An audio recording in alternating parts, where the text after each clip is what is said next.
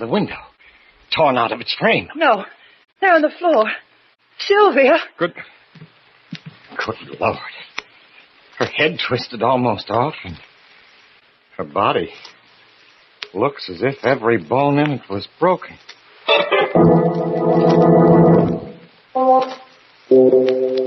Midnight, the witching hour when the night is darkest, our fears the strongest, and our strength at its lowest ebb. Midnight, when the graves gape open and death strikes. How? You'll learn the answer in just a moment in Death's Worshipper.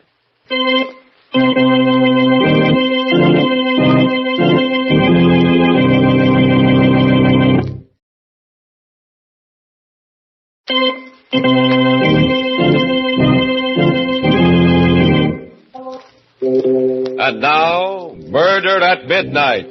Tales of mystery and terror by radio's masters of the macabre. Our story by J. Williams is a tale of fear from afar called Death's Worshipper. On the surface, it's a New York apartment like thousands of others. In a house with a brownstone front on a dark little street. But to Kate Bonney, living here with her brother Peter, it has become a prison cell, a place of menace, a house of terror. I can't explain, Peter. It's as though I were caught in a spider's web, waiting helplessly while the spider comes closer. But, Kate, you still haven't told me just exactly what's troubling you. It's real, Peter. It's a feeling that, well, like in a nightmare when you know something awful is after you and you can't escape. It's drawing closer. It's coming here to this room to find me. What'll I do, Peter? What shall I do? Please, Kate, pull yourself together. You've got to. I'm sorry, Peter. I'll try. Ah, that's better. Now then, let's have it. I can't come home every night to a sister who's afraid of the dark. What's it all about? Do you remember the weekend I spent at Quentin's place in the country? Just after he got back from India? Yes, of course. You couldn't make it and I went alone. The conference in Chicago, I remember. Reminds me, I wonder why I haven't heard from him since. Those letters he wrote about some discoveries he made. Discoveries? Don't mention them. Why not? Because I have an idea that they're behind everything that happened. What do you mean? He didn't even mention the expedition until after dinner that first night. There were just the three of us, Quentin, Sylvia, and myself. He went into quite a bit of detail describing his reasons for going, the long trip through the jungle. Finally came to a little gond village and tackled what I was sure was the last belt of jungle. That last stretch took us 6 hours. At last we broke out into a clearing, and there it was, towering above us, the temple of Shiva the Destroyer. Oh, that must have been a thrilling moment. Thrilling? You can't possibly know what that meant to me. I was just frightened. Sylvia frightens rather easily. That's not true, Quentin. It's just that it looked like some kind of crouching beast with a single devil's horn. Rubbish. It was breathtaking, Kate. Imagine a great square block of stone set in a riot of jungle foliage. Out of it rises a tremendous three-cornered spire fully 100 feet high. Oh, that must have been magnificent. Yes, and the whole thing covered with a lace tracery of stone carving. And this was what you had set out to find? This was it. Oh. You see, the Hindu Trimurti, or Trinity, is composed of three deities. Brahma, the creator, Vishnu, the preserver, and Shiva, the destroyer. Yes. Well, in this tiny district in the hills, there had once been a local cult which worshipped only the destroyer. In a curious and perverted way, well, the worshippers became their god. I don't understand. When they prayed to Shiva, the god himself entered and took possession of them. They were Shiva, with all the powers and all the frightful energy of the god. But good heaven. No, not a very good heaven. For you see, the heaven of these worshippers was nothingness. Nothingness? Yes. For them, the ultimate goal of man was destruction, the merging of oneself into a kind of cosmic non-existence. Now you can understand how I felt, Kate, when I first looked at that temple. Yes. I suppose that, yes, even a greater mind than yours, Sylvia, might well shrink before the majesty of a concept like that. Well, I know I would have been frightened, too. But India is a place where just such a concept would originate. Life means nothing there. Death flourishes in 1,000 forms. I climbed the spire of the temple and looked down over the sea of jungle to the brown river in the distance and the thread of smoke that marked the village. I was a midget, an ant, crawling over the surface of a giant's house. Shiva is the giant, and humanity, we're so insignificant, so worthless. I wonder if they weren't right after all, those worshippers of the destroyer. Quentin. Perhaps death, nothingness, is the greatest goal. Stop it, Quentin. Stop it, do you hear? Sylvia. Oh, don't worry, Kate, and don't bother. Oh, but I don't... I'm all right now. Sorry, Kate. I think I'd better go to bed. Yes, you're tired, Sylvia. I am tired of these wild ideas of yours, of all this talk about Shiva, destruction. I wish you'd get those thoughts out of your head, Quentin. You hadn't been the same man since... Good night, Sylvia. Sylvia, are you sure you're all right now?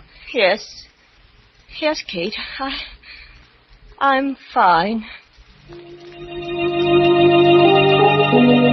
But she wasn't fine, Peter. And it wasn't just fatigue that was bothering her. She was frightened, I could see that. Frightened out of her wits by something. And Quentin was different. When Sylvia had left us, he sat looking at me silently for a long while. And when at last he spoke, it was on another note. You know, Kate, all this talk of nothingness and death makes me believe more firmly than ever that man must try for happiness while he's alive. I agree. At least it's a pleasanter subject than what we've just been talking about. I'm glad you think so. Because I'm not happy now, Kate. But I thought you and Sylvia... Sylvia. There's nothing between us. Nothing. Hasn't been for years. But I... No, not even when we first got married. But you... When I first met you with your brother Peter years ago, something happened to me. My heart sang. It was as though I had burst out of my shell. I knew then. Quentin, you don't know what you're saying. I do. For the first time in years, I know exactly what I'm saying.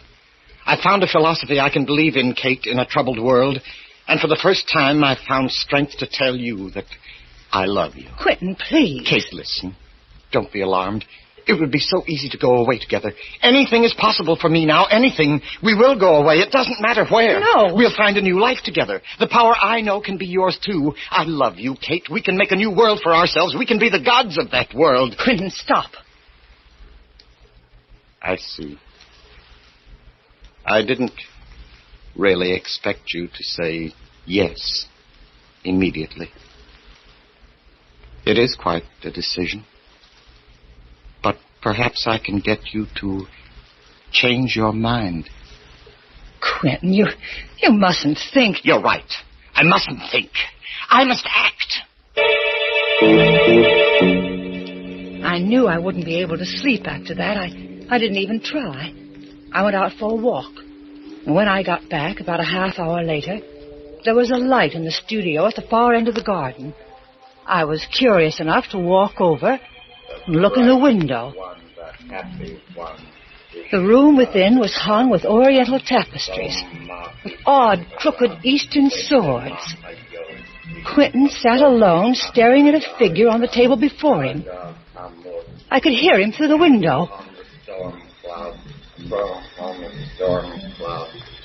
His face was set, wooden, expressionless, but his eyes seemed to shine in the candlelight like a cat's.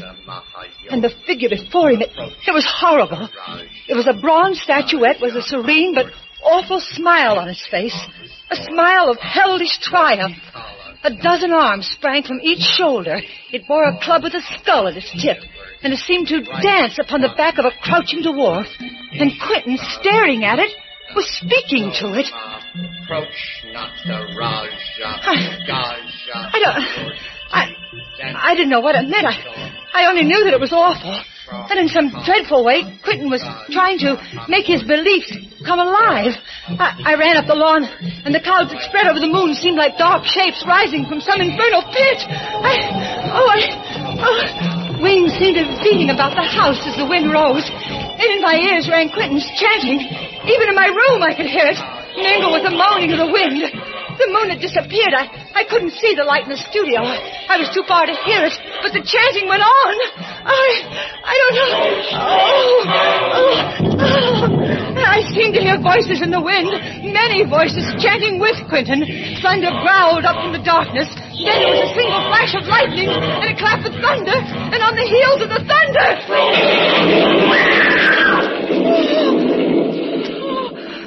Sylvia!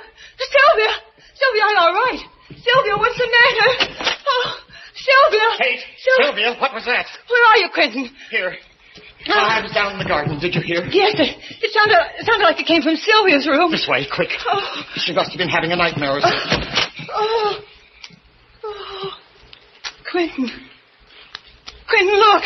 The window. Torn right out of its frame. No, there. On the floor. Sylvia. Good Lord. Is she? Let's see. Good heavens. Her head twisted all around until... And her body... It looks as if almost every bone in it is broken. Staring at the broken body, which has been flung against the wall with unimaginable force, lying there like a shattered doll, Kate sways weakly in horror. Is this the work of some demon called up by Quentin's incantation? Or is it something else? Then, as a clock strikes somewhere in the silent house, she is certain of at least one thing in a reeling world, that she is in the presence of... murder at midnight.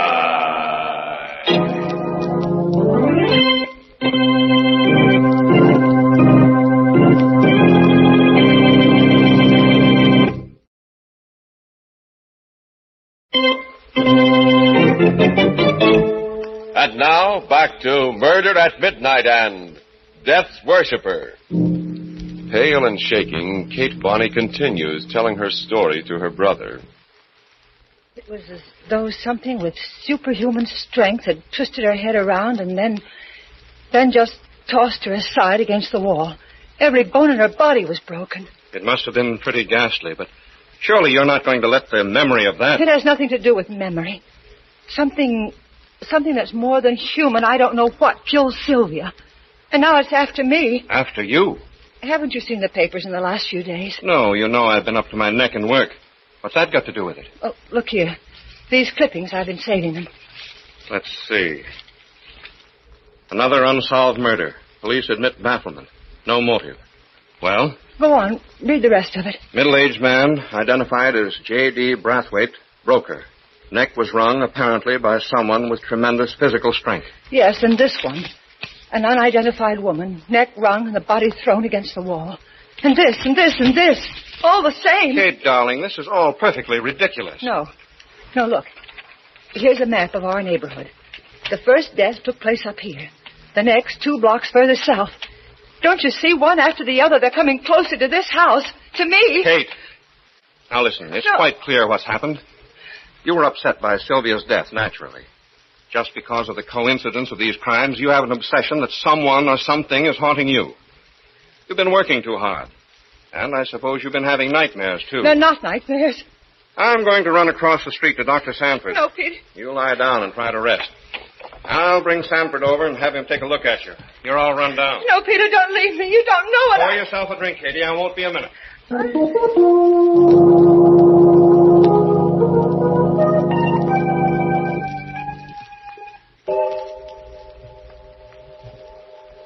Who's that? Peter. Is that you? Peter, answer me. Is that... Who is it? Quentin. Hello, Kate. How are you? Don't come any closer. Oh, Look, oh, Peter. Why, Kate? What's the matter? I suspected then when it happened. And now these last few days I know. Sylvia, you did it. You killed her, Quentin. I don't know how, but you You're mistaken, Kate. It wasn't I. I was only the instrument of something greater, stronger than man. Quentin? What do you mean? Don't be afraid. He's really benign. He? Shiva the Destroyer. Oh. It is his love for mankind that allows him to bring the blessing of annihilation. Oh, no. I worshipped him, and he came. He came in a rush of wind on the thunder and took possession of me. I was Shiva. Using my body, he climbed the wall, burst the window in. He killed Sylvia. Oh, no. Yes, Kate, I became Shiva. At least I must have. I don't remember it clearly, but there were great wings, lightnings. And when I came to myself, I was seated in my studio again. And those others? You know about them? Yes, I killed others. I don't remember how many. But all life will end in nothingness, and man's highest goal is to dissolve into dust. I was conferring on them the highest possible blessing, obliteration. Quentin, you're mad. Your discovery... My discovery has made me a god. Now he's starting to come to me, now without the incantation, without my willing it. Sometimes at night I feel the great wind of his coming. I turn to ice as the god approaches to seize upon me, and... Kate, I'm afraid. But why did you come here? What do you want of me? I need you, Kate. I'm afraid. That's the truth. I'm afraid of the blackness, of the nothingness, of the inevitable end of all things. When I'm alone, I feel the horror of it, of the darkness. You can save me, Kate.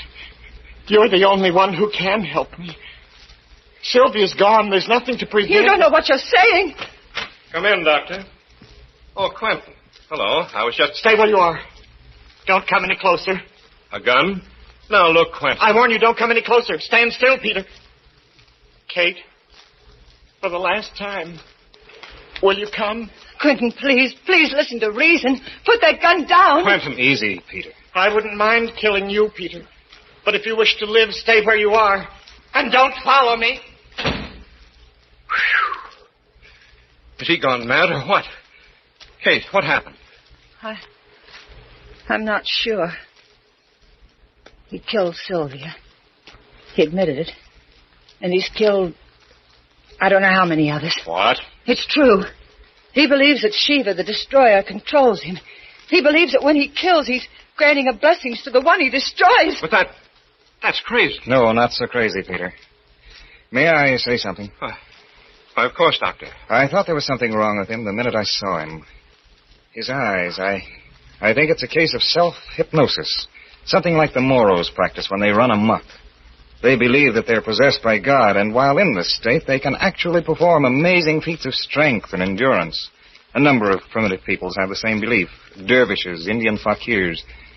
Your friend must induce this state by an incantation of some kind, or by concentrating on some object until the hypnotic state is induced. That's true. I heard him. I saw him praying to the image of Shiva. That's how he must do it. Well, if it is true, he's extremely dangerous. We'd better get the police. May I use the phone? Wait, I can't believe it. He certainly wasn't joking about that gun, Peter. And according to your sister, he's already killed several times. No, he mustn't do that. Peter's right. We're his friends. And he loves me. He said I was the only one who could help him. He really is afraid and alone. Of course, Kate. Doctor, Quentin and I were kids together. If he's in trouble, we've got to do something to help him, not call the police down on him. Where do you think he's gone? I'm sure he's gone back to his house in the country. We could try there anyway. My car is just around the corner. I think we're taking an awful chance, but on the other hand... It's a chance we've got to take, Doctor. He told me that Shiva comes to him now without incantation. I'm terribly afraid of him and of what might happen. But I'm more afraid of what he may do now to himself or to someone else.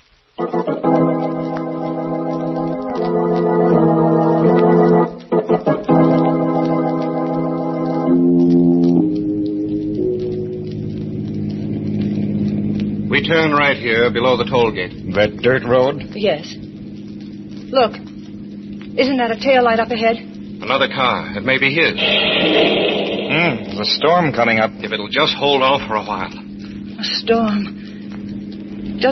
Just like that first night. There, the other car's turning off. That's the driveway to Quentin's house. Step on it.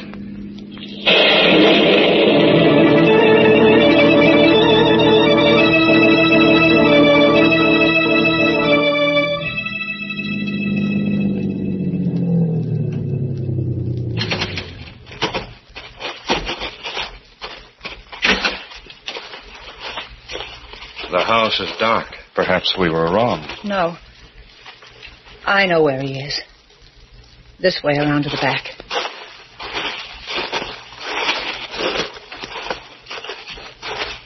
There's a light. That's the studio. Quiet. Quiet, let's have a look first.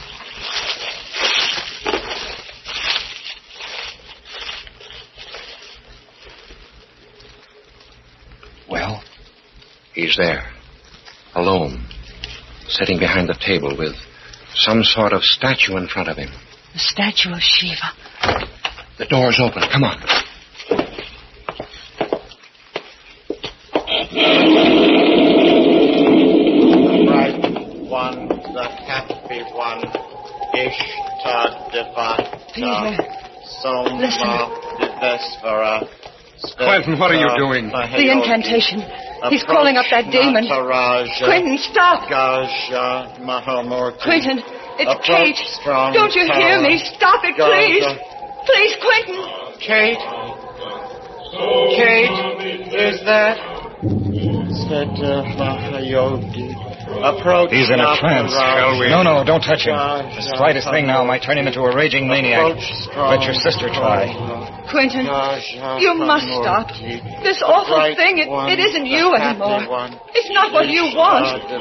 You said you loved me. If that's true, you must shake this madness off. Kate, calling me? I can't. He's too strong for me. Try, Quentin. Try. You can do it. Come back, Quentin. If you really love me, fight it. Fight it. I can't. He's coming. Coming. Can't you hear them? Get away, Kate, before he comes.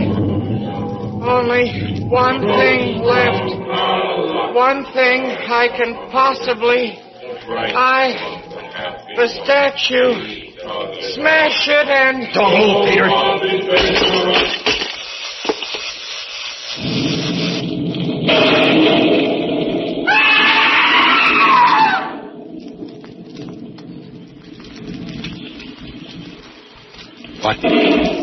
What was it?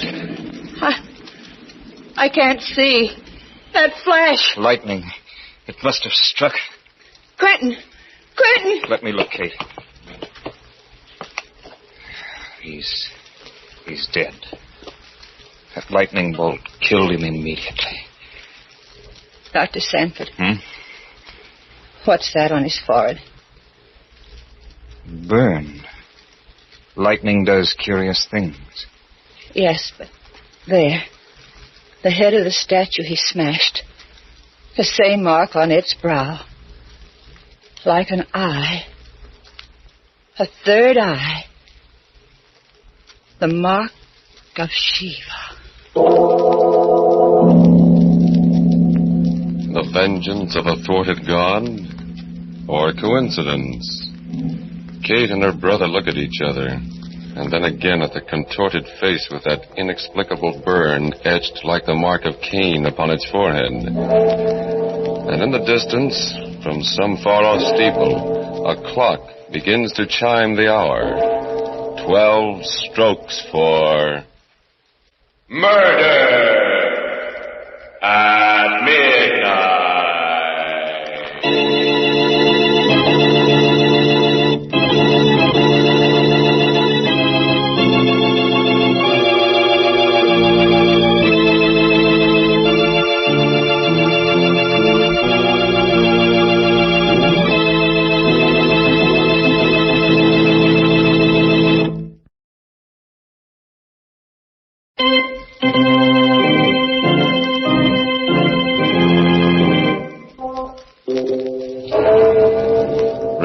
to be with us again when death hovers on dark bat wings and the clocks strike 12 for Murder at Midnight.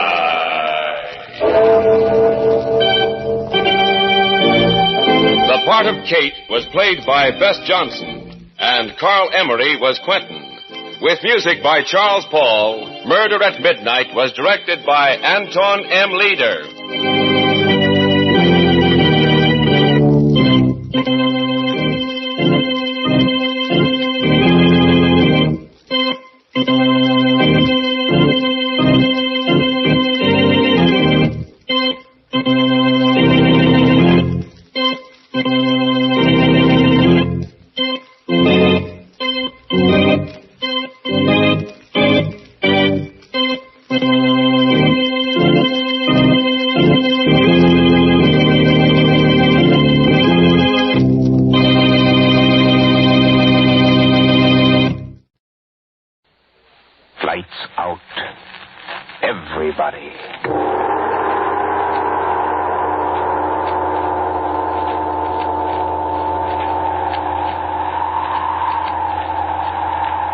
This is the witching hour. It is the hour when dogs howl and evil is let loose on a sleeping world. Want to hear about it? Then turn out your lights.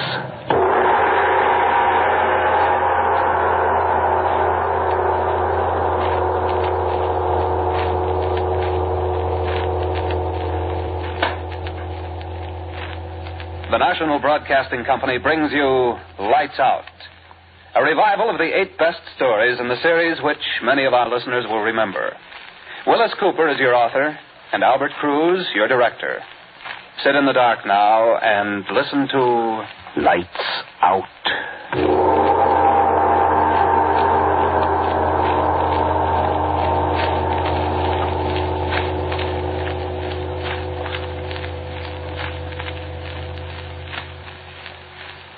And what will you do if I won't? Something very unpleasant, my dear chap. For example? For example, it is quite possible that I will kill you. You amaze me. No. I assure you I'm quite serious. It's impossible. Not impossible at all. May I ask just how you propose to, end my life, shall I say? I shall cut your throat. Neatly, and as the books have it. With dispatch. You've been reading books, then? We're wasting time. What's the answer? The answer is the same as it has always been. You refuse, then? I refuse, yes. Very well. You force me to become a murderer. Cut.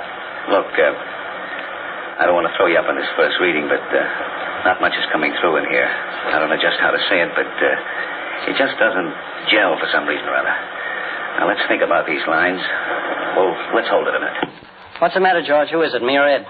Well, I hate to throw you up on this first reading, but, Fritz, I think it's you. Something wrong. It's the attack on the part, or maybe you're throwing those lines away without any sincerity. There's no menace in the part. You see what I mean? Well, look, let me come on out. Hammond again, eh, Fritz? Okay, character. Let it alone. I'm having enough trouble. Look, he can act. Honest, George. Fella's got a card. All right, let's can the funny stuff, Ed. We got some work to do, and I want you to just pay attention, if you don't mind. All right. Look, Fritz, yeah. How do you feel in this thing? I don't know. It's not right. I don't know what to do, though. Well, you don't sound convincing. You see my point? Yeah. Have you got any ideas on how you might do it? No. Oh, wait a minute. What about dialect? I could do a little German. German? Wait a minute now. No. I don't think I want any German on this thing. I hear too much of that. Some Austrian? No, that's too close to German. I don't know. How's your French? Let's see how your French is. Oh, it's all right. No. Look, I don't want to make him too definite. See, he should be a kind of a combination. A lot of menace in there, quiet, but I got to believe the guy. Make him. Let's see, what's that word? I want him. Continental. Yeah, that's it. Just not too much now. Just a whiff of it. Continental. Okay. Let me try it. Yeah. All right. We'll try it now from the top, huh? Let's right. Go. Okay. And what will you do if I won't? Something very unpleasant, my dear chap. For example? For example, it is quite possible that I will kill you. You amaze me. I assure you I am quite serious. Okay, hold it. How's it doing now? How's it sound? Are you asking me or the director? Well, it sounds a lot better than it did before. I think you'll work into it. Yeah, well, look, Fritz, I think that'll do it.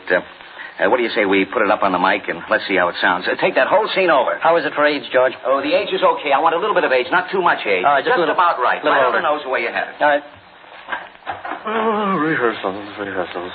Well, it beats digging ditches for a living, I guess. Oh, does it? So they tell me. Well, anyway, it's cool in here. Thank the Lord for air conditioning. I wish it was 9:30. Okay, characters. Now, give me that Afra number 5 now, will you? And let's hear it again from the top. And what will you do if I won't? Something very unpleasant, my dear chap. For example? For example, it is quite possible I will kill you. You amaze me. I assure you I am quite serious. Possible. Not impossible at all. May I ask just how you propose to end my life, shall I say?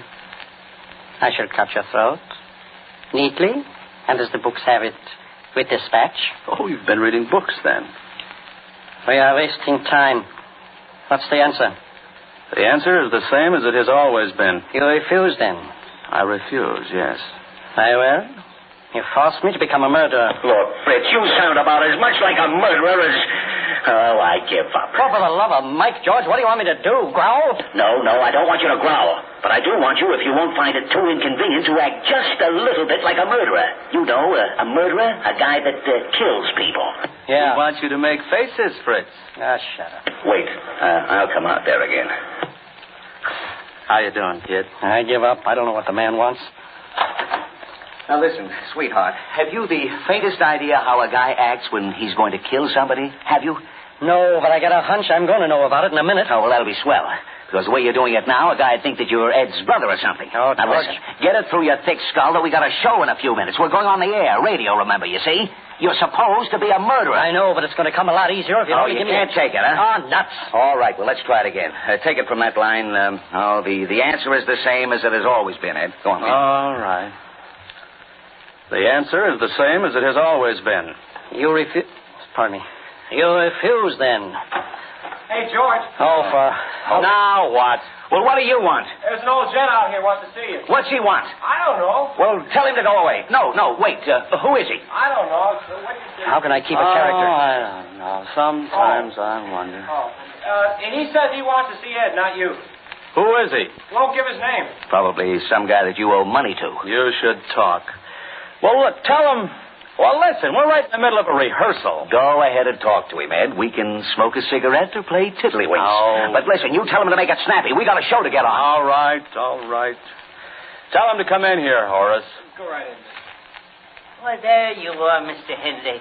Good evening, sir. Good evening. Why, I don't believe I've ever had... Don't know me, eh? Well, I know you, Mr. Henley. Mr. Ed Henley. Yes, sir. He owes the old guy dough, all right. I'm afraid I don't know you, I sir. come up to show you my book. I figured you'd like to have a look at it now while you have the chance, just in case you had any choice. Folks don't often have the choice, you know. Choice? Choice of what? Now, here, let me show you the book. I won't be a minute. I don't like to disturb your work, you know, but it's got to be done, I guess. Now, this one here... Ye gods. Coffin. What? Coffins? Look, it's a catalog of coffins. Caskets. Huh? Yes, that's right. Yes, sir, the neatest line of caskets in the country. And nothing but the best. No, sir. Now, looky here. This number, A1436, ain't it? Yes. All gray silk, solid silver handle. Say, listen, what is this? Or this model, A5499 in mahogany. Wait a minute, mister. What's this all about? Why, I just figured Mr. Henley'd kind of like to pick himself out a casket. Well, who are you? So I brought up the book here to show him. I got my tape measure right here in my pocket. It's a rib, George. Somebody sent him up here. Oh, yeah? No, nobody sent me. I just thought Mr. Henley... Well, look, Mr. Henley's busy. We're rehearsing rehearsing a radio show here, and we've got just a few more minutes before we go on the air. So if you don't mind... I know. You're rehearsing Lights Out. I know all about it. Listen, every Saturday night. I like it. All about ghosts and corpses and things. Yes, sir. That's fine, but we've got work to do now. Well, I'll get right out of here. Just as soon as Mr. Henley makes up his mind. Now, this A1436 that I was showing Listen, mister, I don't want to buy a coffin. I've got no use for one. Do you get me? Solid silver handle. George, this guy's screwy. Oh, no, sir. Now, wait. I got some pictures here in colors, if you like something a little fancier. Just a minute, how till I find it? Fritz, go get Horace and have him get this old gent out of here. I think the old guy's crazy. Yeah, okay. Mister, did somebody send you up here to see Ed Henley? Send me? No, sir. I told you. I thought it up my own self. Now, this here H6782 with the bronze plate on top. How do you like that? Pretty nifty, ain't it? Yes, sir. Listen, I've told you I don't want a coffin. You can have it with solid silver plate, if you like that better. If I were you, Ed, I'd get the one with the silver plate. Huh? Oh, yes. Yeah, I rather like that one with the silver plate. That's the one, all right. H6782A with solid silver plate. Yes, sir. Well, that's all I wanted to know. Yes, sir. That's what I come up here for. Thank you kindly, Mr. Henley. I think you'll find it very satisfactory. Sure I will. And thank you, sir. I'll be going now. Thank you ever so much. Sorry to interrupt you. Goodbye. Goodbye, gentlemen. Thank you very much, Mr. Henley. Well, I wonder what goes with that guy. Whose idea was that? No. It's all right, Fritz. He's gone now. What? Oh, we don't need you, Horace. Huh? Where'd he go? Well, he just went out that door a minute ago. Didn't you see him? No.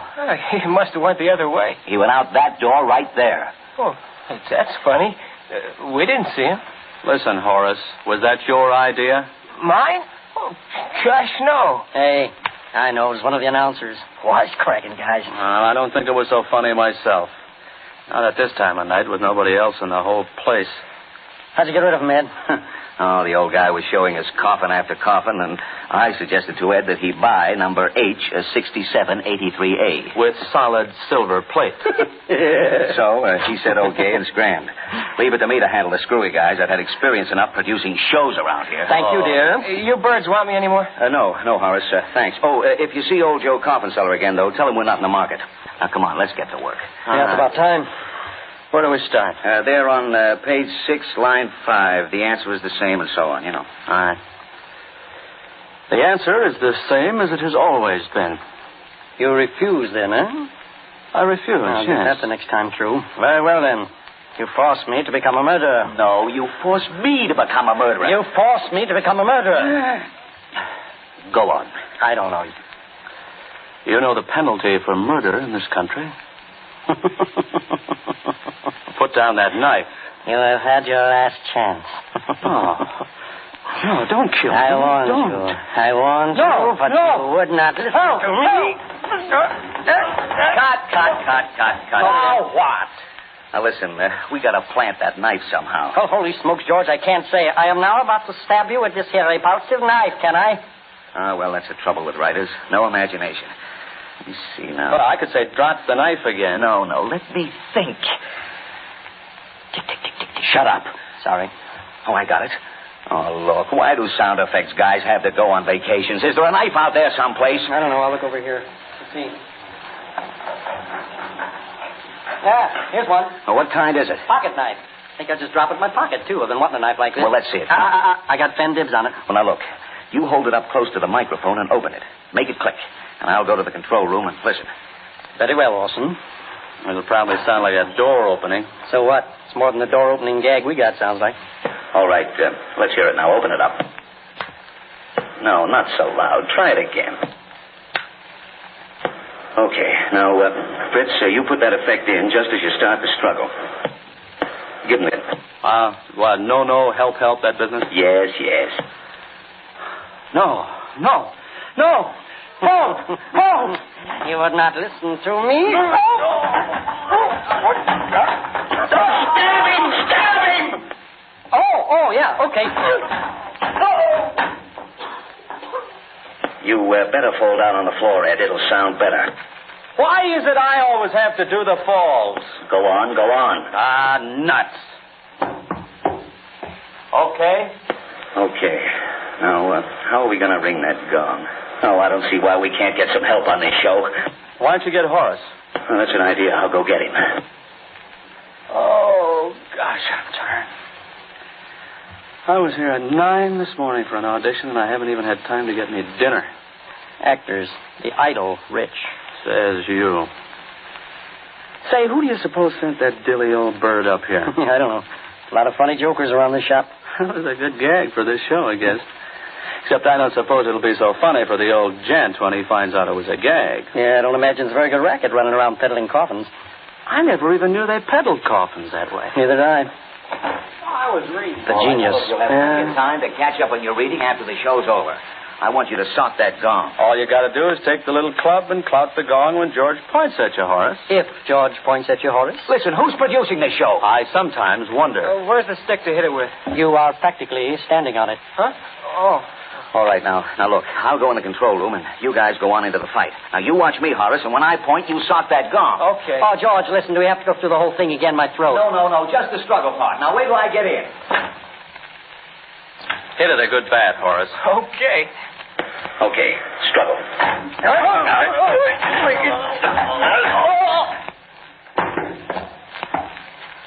Well, pay attention, dummy. Will you hit that gong? Oh. Excuse me, I was watching Ed and Fritz. Well, look, you watch me from now on. I'll give you the cues, and you do them. You got it? Okay. Go ahead, struggle.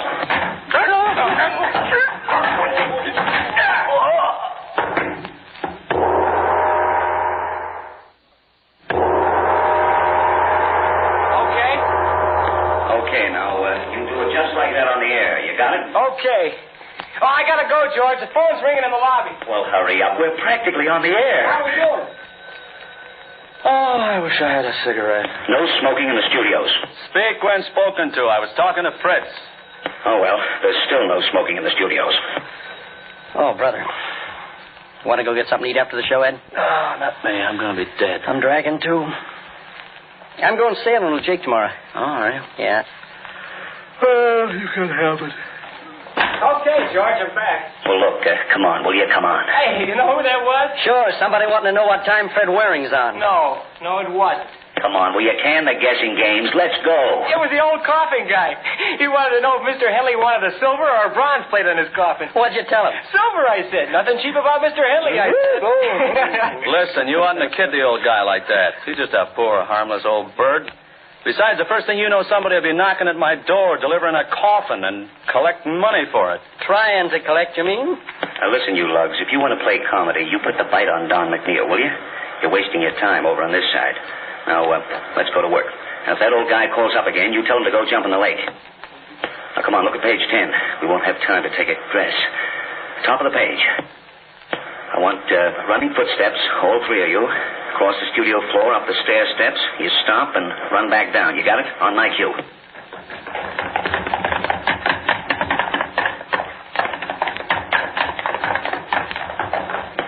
Okay, hurry up now. Now, take the knock on the door and the footsteps coming in. That's bottom of page 11. You do the knock, Ed. Horace, you open the door. And Fritz, you do the footsteps. You got it? On my cue.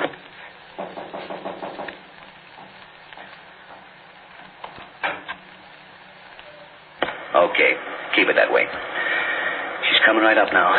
Fritz, you do the wind machine. Right, George. Ed, you do the chime. Okay. Horace, you sock that gong. Right, George.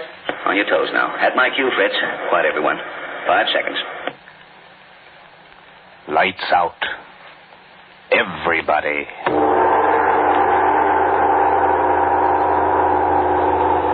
This is the witching hour.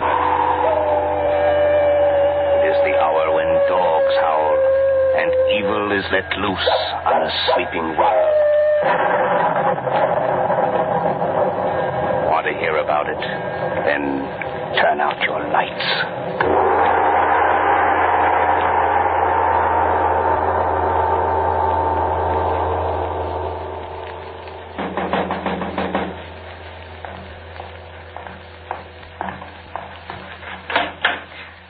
Ah, good evening, my dear friend. Good evening, Doctor. Won't you come in? Thank you. Here, let me take your coat and hat. Oh, certainly. There you are, Doctor. Won't you come in and sit down? Thank you. Well?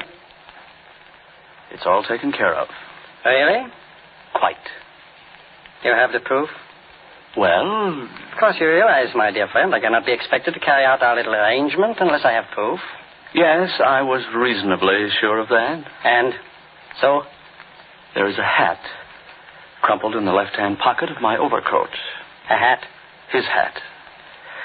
I think you'll find that it has a bullet hole through the crown, and there are several bloodstains. Oh, fine.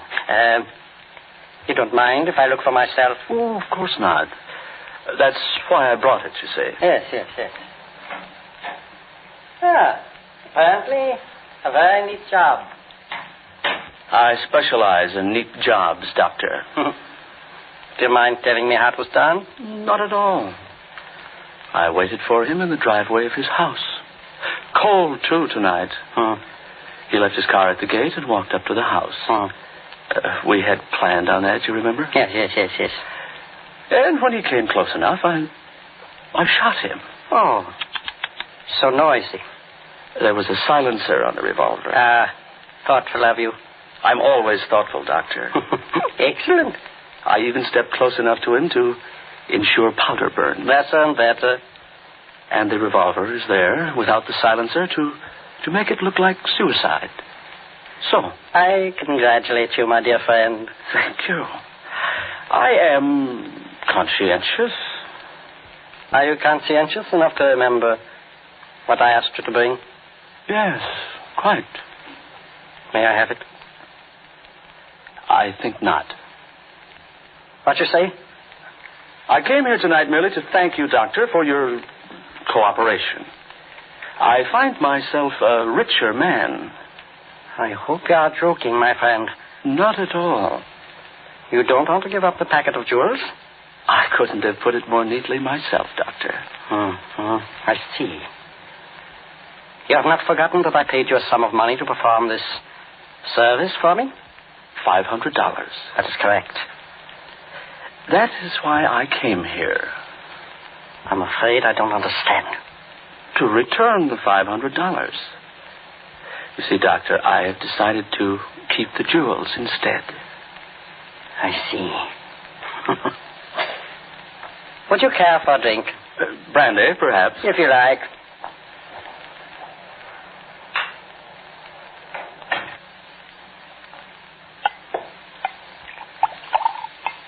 Water? Thank you, no. Your health. If you don't mind, Doctor, let us exchange glasses.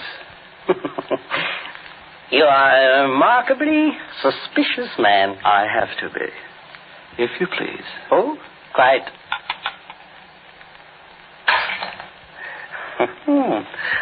I thought so, Doctor. Well, your good health. And now I'll be going, if you don't mind. Oh, must you go, really? Yes. Here are your $500. My offer is still good.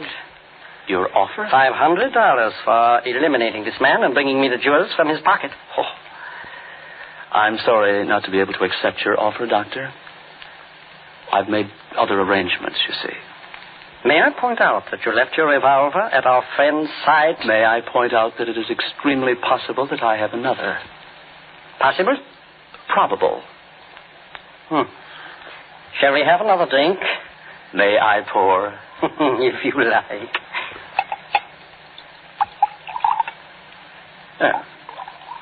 Enough. Thank you. Now, shall we discuss this further? I'm afraid there is very little to discuss, Doctor. If you do not mind, I would... No, there is nothing to discuss. I'm grateful to you, my dear Doctor, for putting me in the way of earning the very comfortable sum that these jewels will bring. I'm equally grateful to you for your hospitality. But I really must go. Oh, I beg of you. Let me point out that a gentleman of your reputation might have some difficulty in disposing of the jewels. There are ways. Would it not be a great deal safer for you to take the $500 with no further risk than to keep the jewels and run the risk of hanging? I'll take the risk. Besides, if anything unpleasant does happen to me in the course of disposing of the jewels, I can always remind my captors of the part that you played in this little affair. You see? I'm afraid you would have a very difficult time proving that. Perhaps. But I'll run the risk. Good night. Don't hurry, I beg of you. I should dislike to have any unpleasant happening. You forget that I have a revolver, Doctor. That is a lie. I wouldn't take a chance if I were you, Doctor. I'm not taking a chance. I know you have no revolver. Really? Really. Interesting. How? A very simple process of deduction. There is none in your overcoat. I could tell by the weight of it. But there is. Ah, thank you. I was rather certain that it was there. And so I took the liberty of locking your overcoat in the closet when I got up to inspect our friend's hats. Checkmate, my dear friend. Stalemate, I think. I still have the jewels. And I warn you for the last time to give them to me. I'm sorry. It would be a great deal better for you if you would, you know. What will you do if I won't? Something very unpleasant, my dear friend. For example? It is quite possible I will kill you. You amaze me. I assure you I am quite serious. Impossible. It is not impossible at all. May I ask just how you propose to, end my life, shall I say? I shall cut your throats, neatly and as the books have it, with dispatch. You've been reading books, then? Come, you're wasting time. What's the answer? The answer is the same as it has always been. You refuse, then? I refuse, yes. Very well. You forced me to become a murderer. You know the penalty for murder in this country, Doctor. Put down that knife. You have had your last chance. No, don't kill me. I warned you. I warned you. No. You would not listen to me.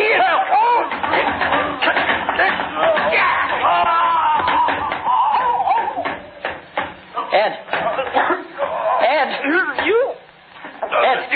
You stabbed me, Fritz. Oh, my God.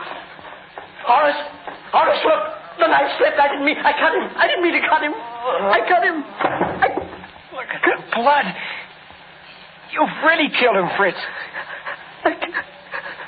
Oh, no. No, I just got here in time, didn't I? Yes, sir. Model 86782 with silver plate for Mr. Henley. No! Yes, sir. Just bring it right in, boys. Mr. Henley's all ready for it.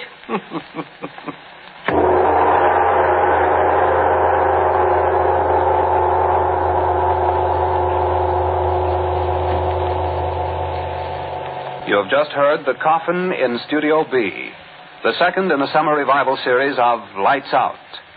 In tonight's cast, you heard Bob Murphy as Ed, Sherman Marks as Fritz, Don Gallagher as George, Jack Bivens as Horace, and Charles Eggleston as the coffin salesman.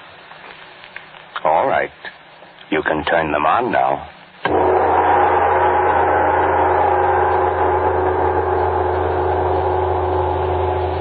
This is NBC, the national broadcasting company. CBS Radio Mystery Theater presents...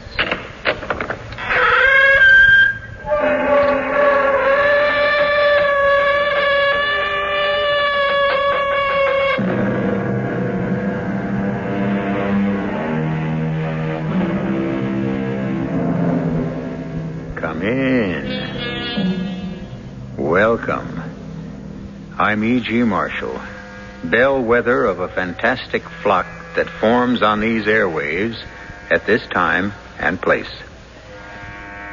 The presentiment of danger, the intimation of disaster, the uneasy, inexplicable feeling that something we cannot define is leading us into a catastrophe we cannot explain for a reason we cannot understand. A fragment of a dream that vanishes upon awakening. A wisp of an idea that eludes our comprehension and escapes our memory. Is this the way fate seems to warn us of our mortal peril? If so, it is like the warning of the rattlesnake. Too little and too late. You will soon commit murder, Lord Arthur. But this is monstrous. I have absolutely no intention. Look, I'm not a murderer. Oh, no one is until he kills for the first time. I tell you, I cannot commit murder. And I tell you, you can, and you will. I refuse to believe it. You're all alike. You all want to pry into your future, which you have no business doing. And when you see what fate has in store for you, you refuse to believe it. But murder? Yes, murder. What's so special about murder? People do it every day.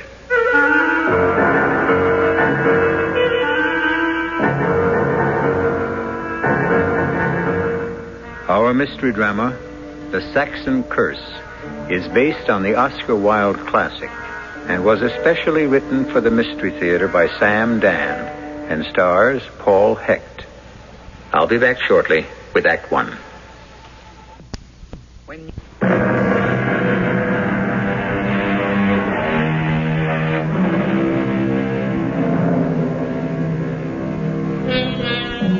Today, things are tough all over. Even the very rich complain. They protest their wealth is being eaten away by ruinous taxes. They lament that their once sacrosanct watering places have been invaded by common folk.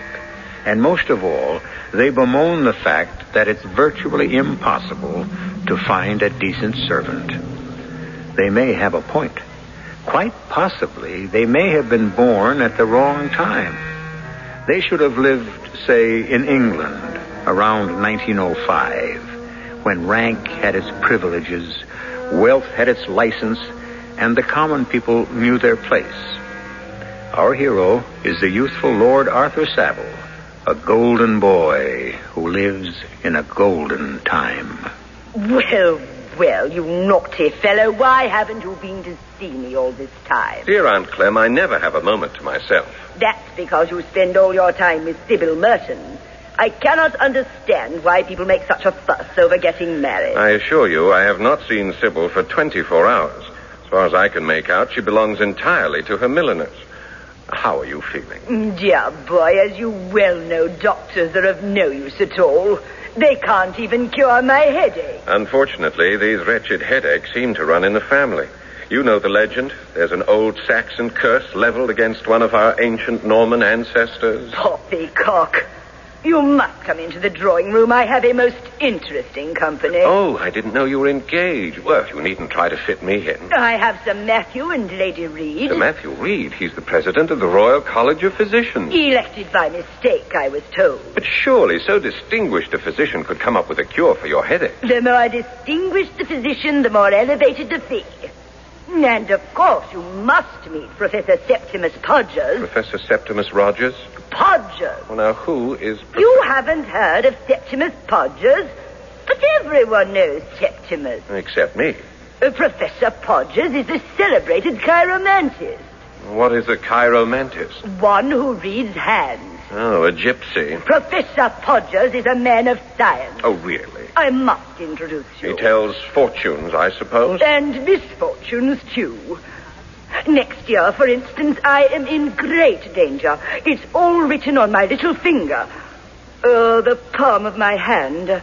I forget which. But aren't you tempting Providence, Aunt Clem? My dear Arthur, surely Providence can resist temptation by this time. Now come. You must come in and meet my remarkable Mr. Podgers.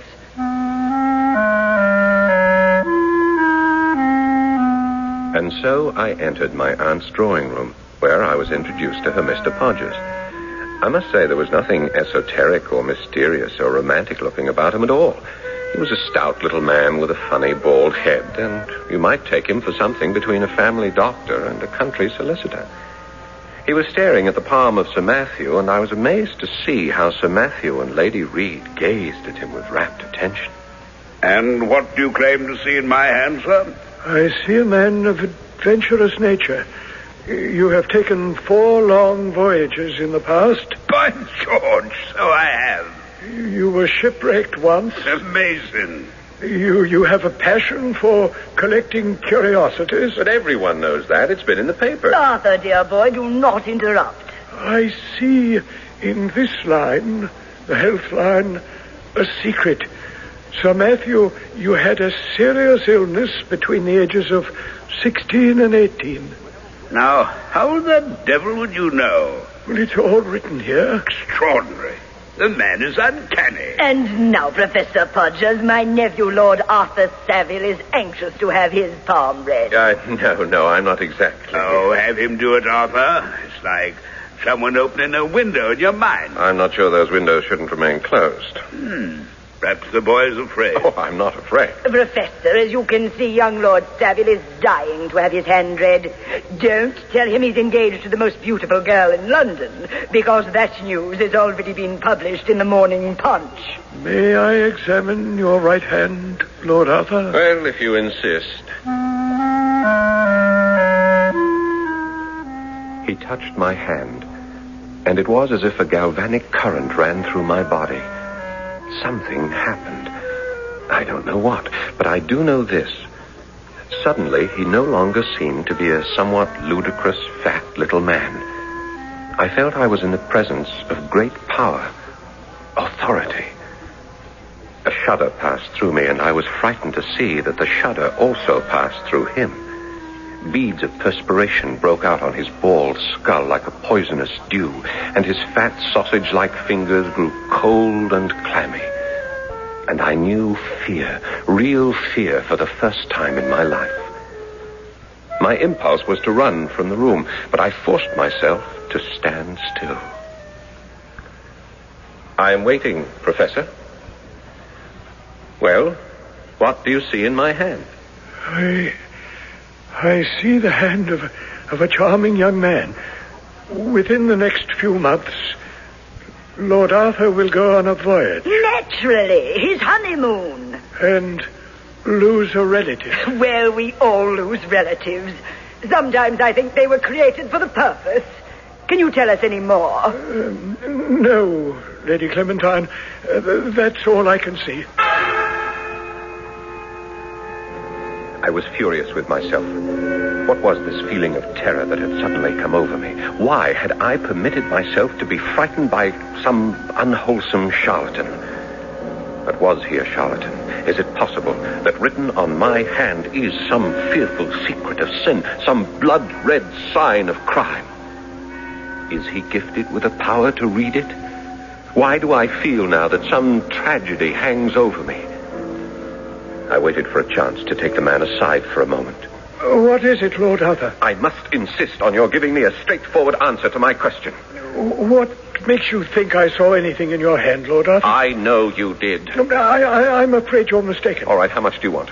I saw nothing. How much do you want? How much do I want? This is how you earn your living, isn't it? Professor Podgers, I want... Oh, please, Lord Arthur. Lady Clementine will be quite angry with me if I keep her... Whatever it is you saw, Professor, I have a right to know. But I did... I'll give you £50. No, sir, I 100. do not... £100.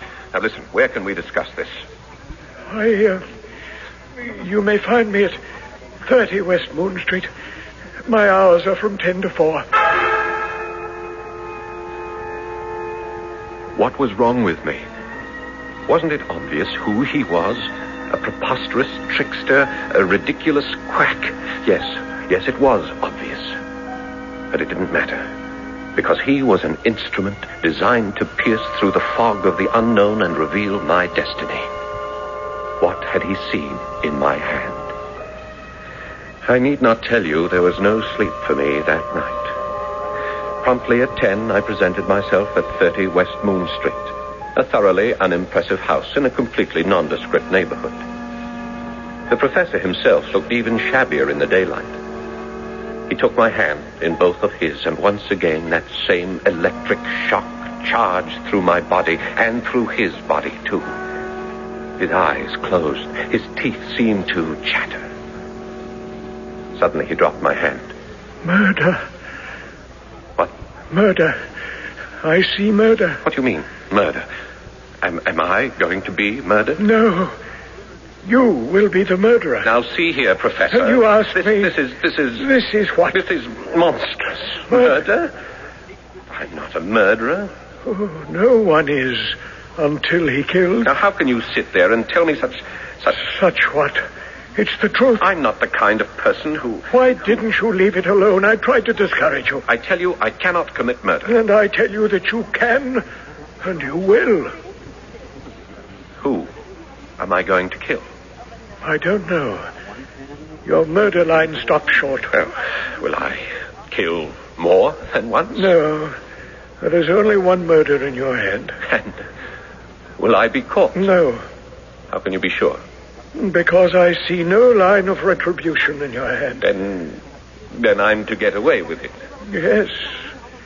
Because you will obviously have chosen your victim carefully and planned your murder skillfully and executed your killing flawlessly. Carefully, skillfully, flawlessly.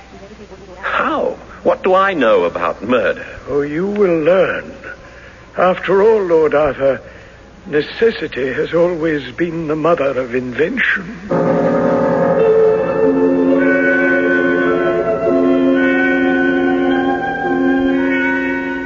Than which truer words were never spoken. Of course, to our hero, Lord Arthur Savile, murder was something that usually took place only in the sensational newspapers. It was neither the pastime nor the preoccupation of a gentleman. But now, suddenly, he himself is notified that he is not only about to commit murder, but he is to do it successfully. I'll be back shortly with Act 2.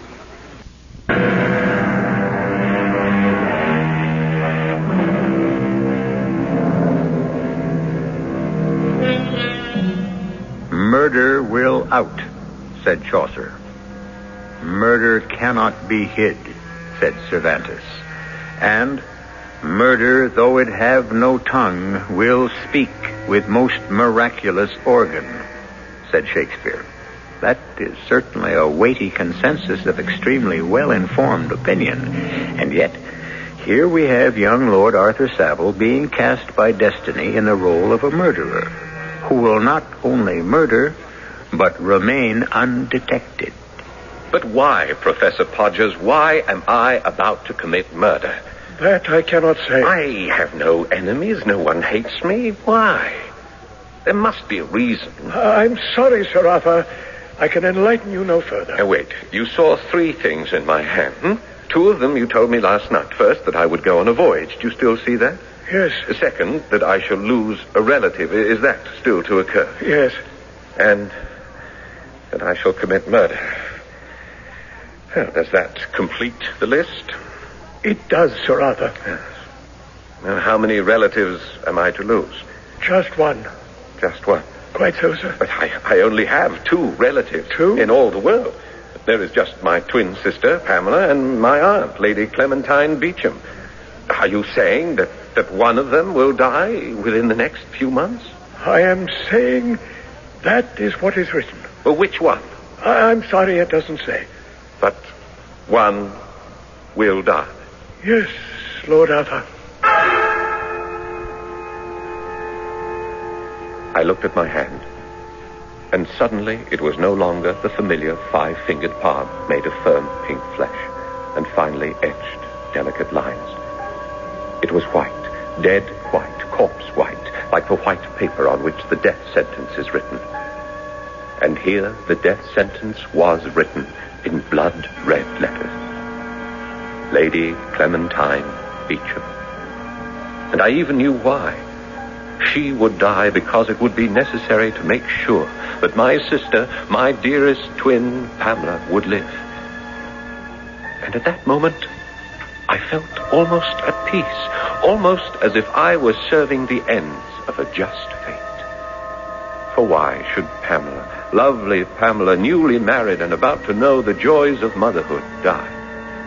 Why shouldn't I make sure of her life? Aunt Clem. Surely a woman of 80 could have no complaints. I was able to smile. I was even able to assume a pose with Professor Podgers. Professor, I believe I owe you £100. May I write you a check? If it's convenient, Lord Arthur. Oh, here we are. Paid to the order of Septimus Podgers, and so forth. £100 is cheap enough for such capital amusement. Amusement? Yes, and quite ingenious. I enjoyed every moment of it. But I assure you, Lord Arthur, what I saw in your hand is the absolute truth. Yes, I dare say. Remarkably good show.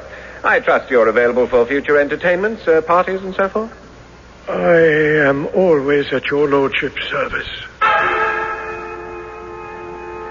And so I was committed to the killing of my Aunt Clem. But how to go about it? Direct physical violence was out of the question. I simply could not see myself assaulting my aunt. I would feel like a fool. That left one way. Poison. But what did I know about poisons? Nothing. But Sir Matthew Reed, the famous physician, was a family friend, a member of my club. He lunched there daily, as I did. It would be a simple matter to join him. I say, Arthur, that cop seems a bit underdone. Well, it's what comes of having a French chef. Yes, joining him for lunch was no problem. But how could I get him to talk about poisons? It was hardly a luncheon topic. But imagine my amazement when suddenly, after his second glass of port... Speaking of poisons, Arthur... What? I wasn't aware that we were speaking of poisons, Sir Matthew. Well, I was thinking of poisons, so it's the same thing. Yes, sir. Remarkable case in the newspapers. Read about it? No, sir. Fella did away with his wife. Yes, sir. Botched it. Is that so? Chap was married 50 years, fell in love with a younger woman, had to get rid of the old one. Bounder deserves to be hanged. For murdering his wife, sir? No, for using arsenic. Messy, painful affair. Now, after 50 years of loyal service, the poor old lady deserves something like, well, aconitine. Aconitine, sir? Oh, yes. It's the creme de la creme of poisons. Swift. Takes almost immediate effect. Perfectly painless. It mixes well with food and drink. Quite palatable. Is that so? Arthur, you must promise me something. If after 50 years of wedded bliss with the divine Sybil, you should decide to, well, do her in, you shall by all means use aconitine. I promise.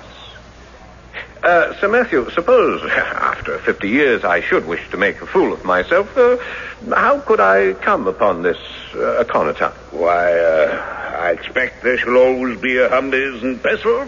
They shall still be chemists by appointment to whomever the future monarch will be. Humbeys and Pestle. Of course. Yes, it was going along beautifully. It was as if I were following a track leading me to my sure destination. That afternoon, I strolled up St. James Street to Humby and Pestle's.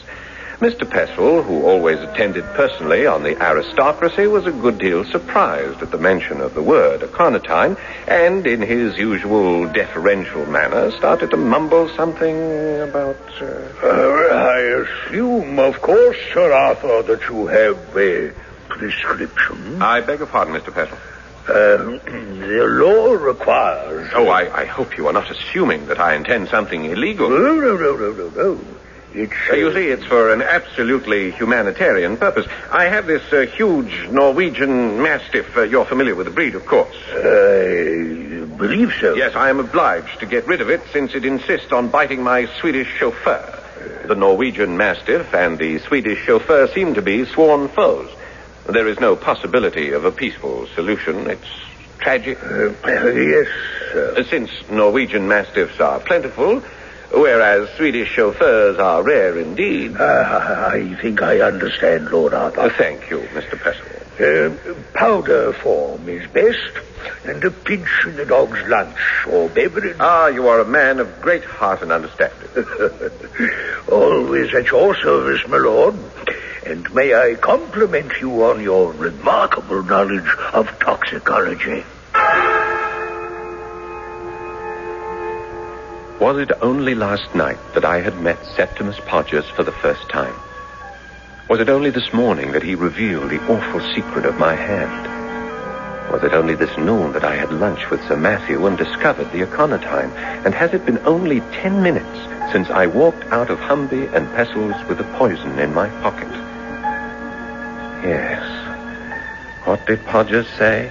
I would execute this murder carefully, skillfully, flawlessly. Now, let me see. How shall I administer the aconitine to dear Aunt Clem? This could be a sticky business, and the entire project could founder. And it was remarkable how clearly I was thinking. How I was suddenly seized by the most happy inspiration.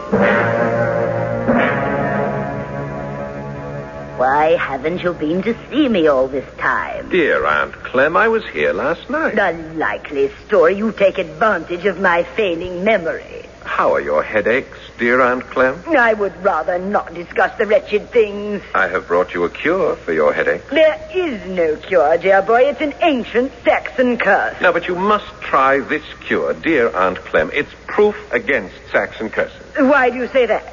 Because it was invented by an American.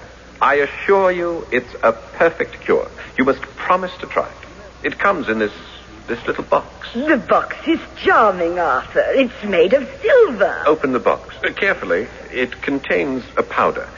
Take a pinch in a little bit of wine. Well, I'll try it right now. Oh, good heavens. No. You must do nothing of the kind. You see, this is a homeopathic medicine. If you take it without having a headache, it may do you no end of harm. Wait till you have one and then try it. You will be astonished at the result. Oh, I should like to take it now. The fact is, though I despise doctors, I adore medicines. However, I shall wait for my next headache. Oh, when shall that be? Well, I hope not for a week. I never know. But you're sure to have one soon. Oh, how sympathetic you are today, Arthur. Really, Sybil has done you a great deal of good. But now you must run away. I am dining with some frightfully dull people. If I don't get my sleep now, I shall never be able to keep awake during dinner. Well, goodbye, dear Aunt. Goodbye, dear boy, and thank you so much for the American medicine. Give my love to Sybil.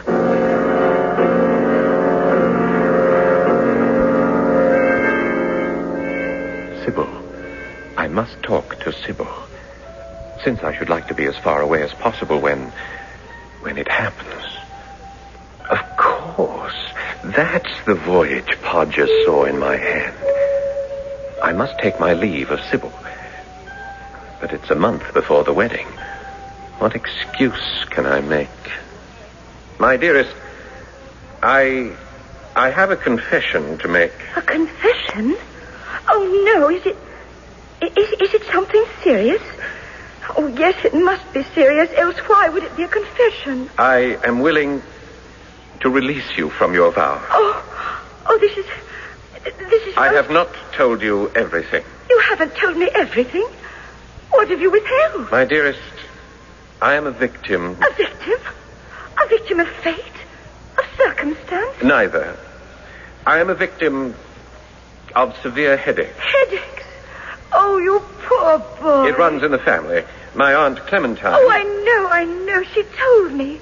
There's an ancient Saxon curse. And so, you see, since you were unaware... No, I love you despite your headaches.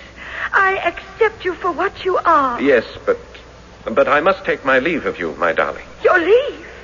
You're going? You're leaving? You will desert me? I'm going to Vienna. Vienna? But nobody ever goes to Vienna. There is, in Vienna, a celebrated doctor.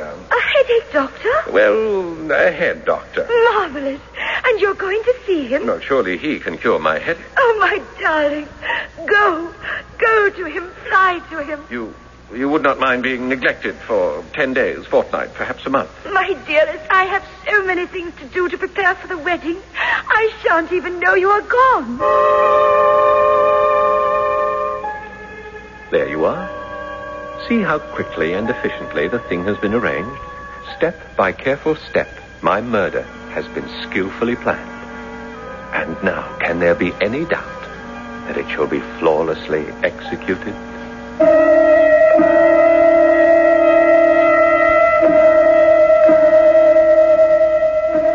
And he's only an amateur. And this is only his very first attempt. So it only goes to prove that each of us has a hidden facet, an unknown talent, an ability that's kept secret even from ourselves. Does this mean that murderers are born, not made? Or does it prove that murderers are made, not born? Whatever it means, someone is going to be killed just as soon as I return with Act 3.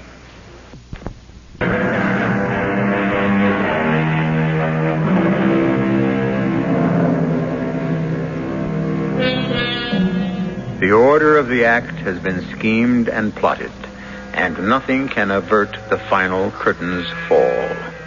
Or so said a Russian poet. And certainly it must be said that not only has Sir Arthur's scheming been careful, skillful, and flawless, we can even add a bonus word and say meticulous.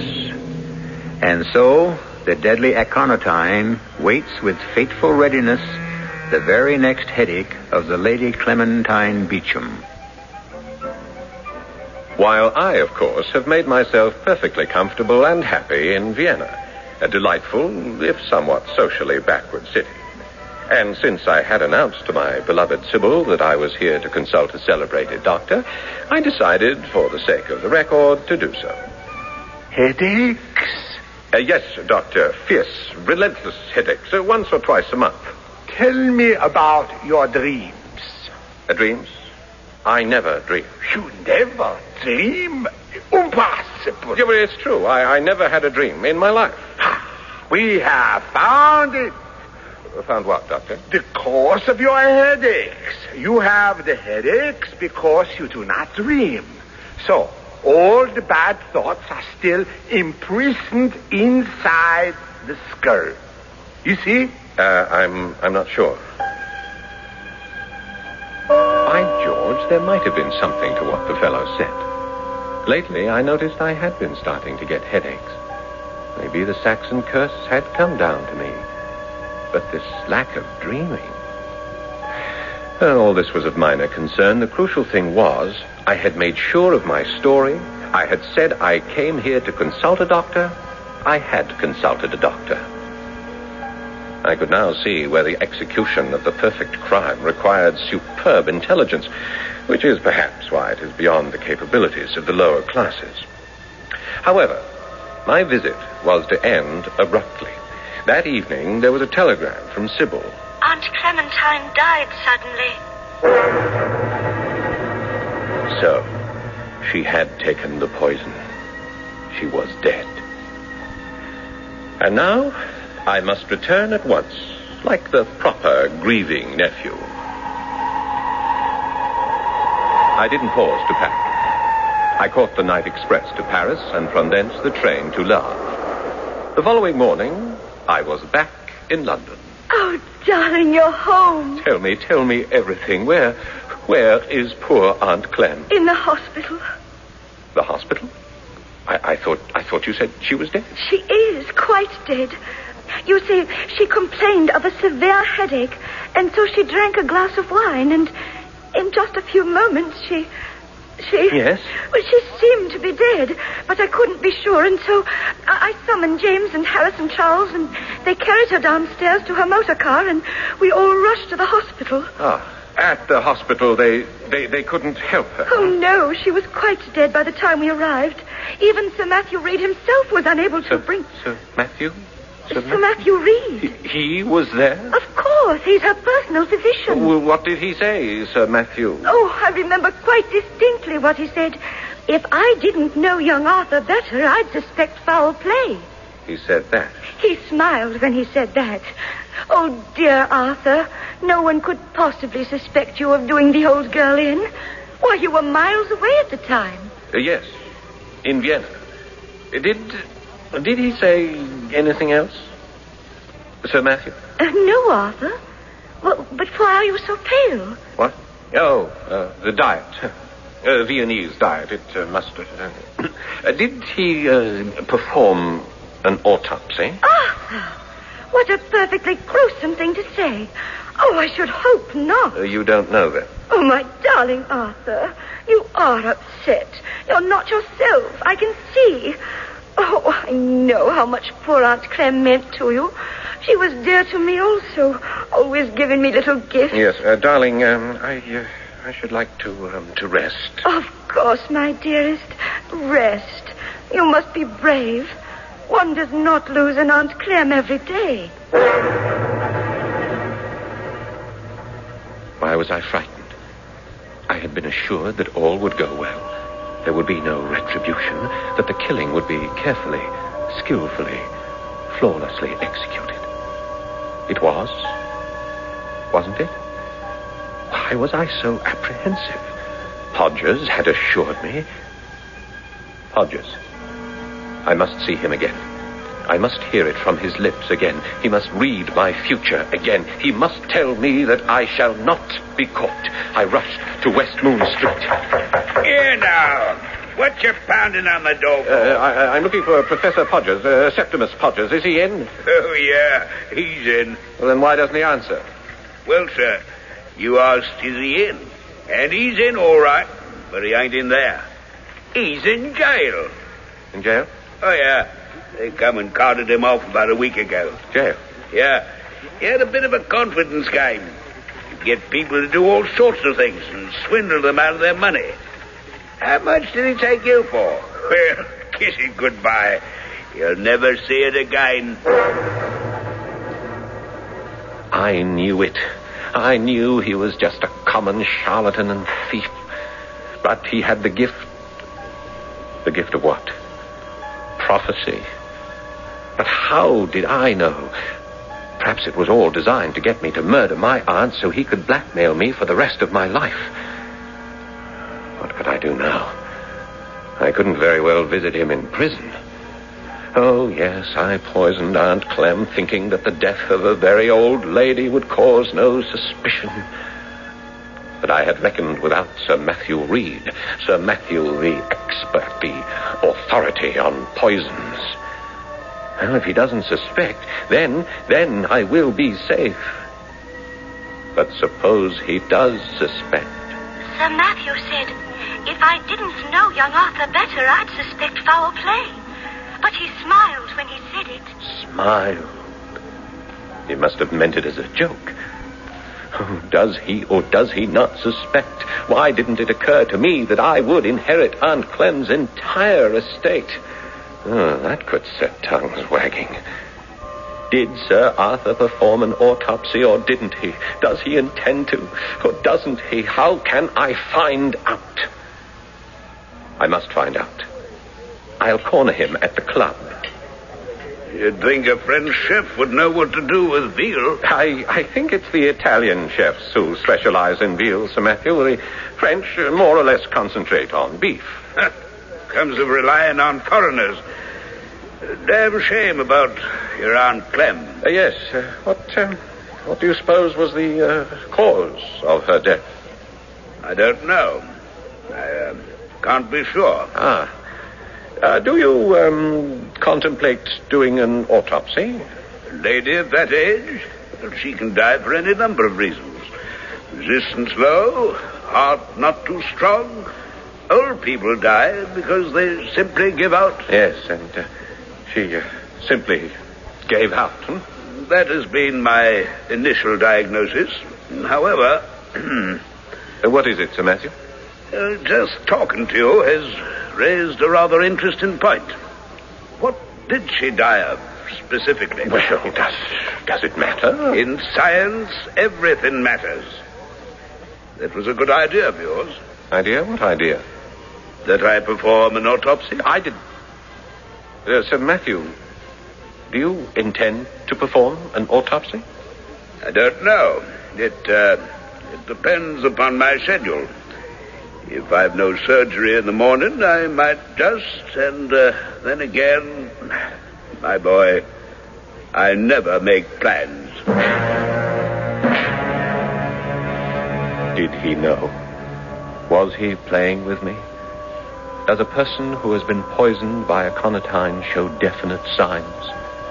Was this a game? If it was, then I have lost, for Mr. Pestle will certainly remember selling me...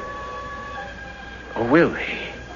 After all, they are the busiest chemists in London. Mr. Pestle always struck me as an absent-minded type. Well, only one way to find out. Lord Arthur. Good day, Mr. Pestle. I was wondering if you might suggest a remedy for the gout. The gout? Aren't you rather young to be troubled by the gout, Lord Arthur? Well, yes, but it runs in the family, so when it attacks me in my turn, I intend to be ready for it. Well, we have here a stool, and one elevates one's foot. Excellent. Yes, thank you. I'll take it. I'll have it sent, Lord Arthur. Thank you so much. It's so good seeing you again. It's been a long, long time. So it has. No. Weren't you in here a fortnight past? Was I? Well, it seems to me you bought some, aconitine. Yes. For your Swedish chauffeur. Oh, no. For your Norwegian mastiff. It must have been a fortnight. Well, I could look it up. It must be very careful, you know, to record the dates of all poison purchases. It's the law. A most commendable statute. Well, good day, Mr. Pestle. I was lost. Only a miracle could save me. But the age of miracles is past, gone, vanished. I shall be charged with the murder of my aunt. I shall be tried, found guilty, and hanged. And my head, my head. My poor head is splitting. Your Honor, I do not ask for mercy. I ask only for understanding. I killed my aunt to save my sister, my dearest twin sister, present living in Canada, in order that she should continue to perpetuate. Arthur, darling, wake up. I only acted according to the command of fate. Arthur! Sybil, what? How did you get in here? Hastings called me, said you were in a frightful shape. Nightmares and whatnot. My head is splitting. Poor boy, the Saxon curse. The Austrian doctor was of little help. Nothing can help. Oh, you must never say that. Here, drink some coffee. A hot cup of black coffee. No, I don't like coffee. Oh, it's black. I know. I put in plenty of sugar. Won't make me feel better. It will, I promise you. Here, drink it. All right. Now, isn't that delicious? Oh. Sybil, I must make a confession. Oh, no, you're exciting yourself. I poisoned my Aunt Clem. Oh, you did nothing of the sort. I did. I gave her poison. Poor boy, you feel so badly about her death. You've been having nightmares. I tell you, I poisoned her. You did no such thing, and Sir Matthew can prove it. Sir Matthew? Of course. He performed an autopsy on poor Aunt Clem this morning. What? Death was due entirely to natural causes.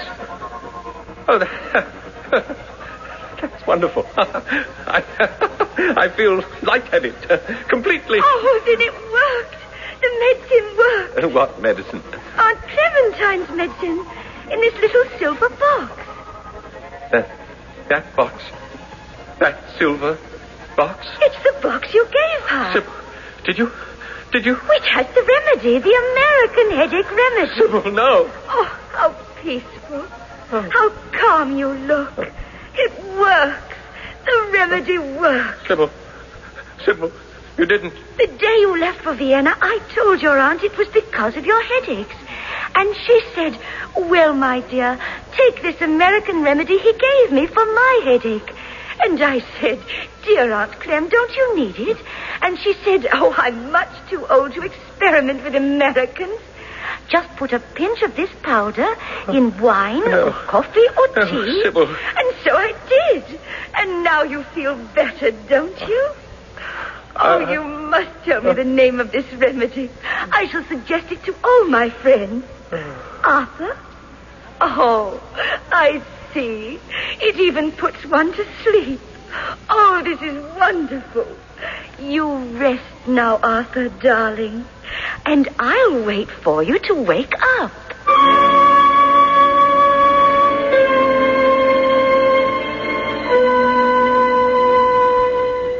As you might assume, she had a very long wait. Well, whatever you want to say about Professor Podger's prediction, his 3 basic forecasts did come true. Lord Arthur lost a relative. He did go on a voyage. And there was a murder. Not that Sybil was ever tried for it. I'll be back shortly.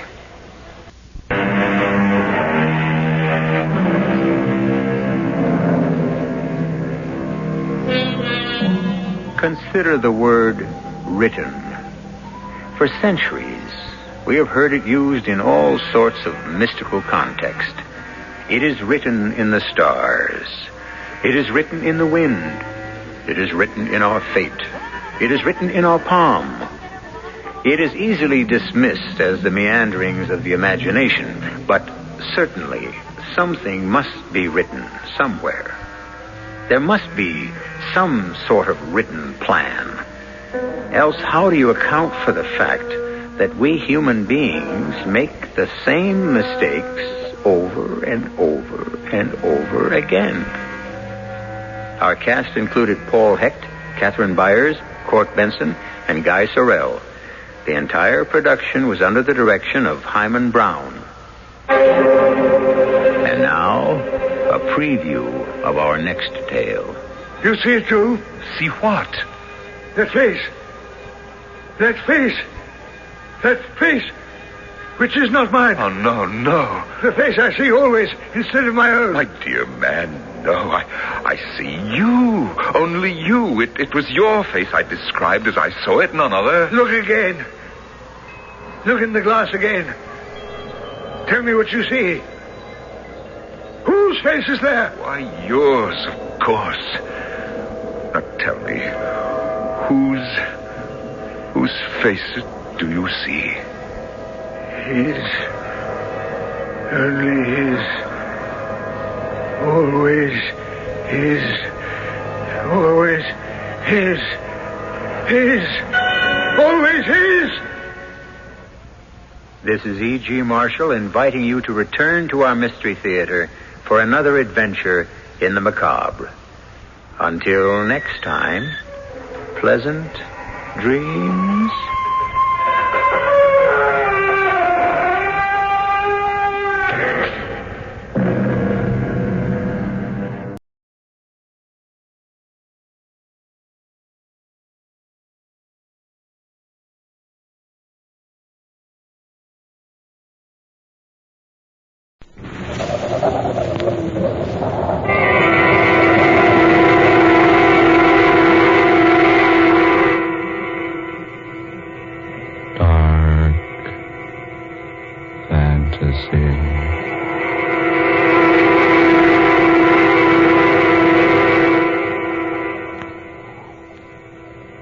Rendezvous with Satan.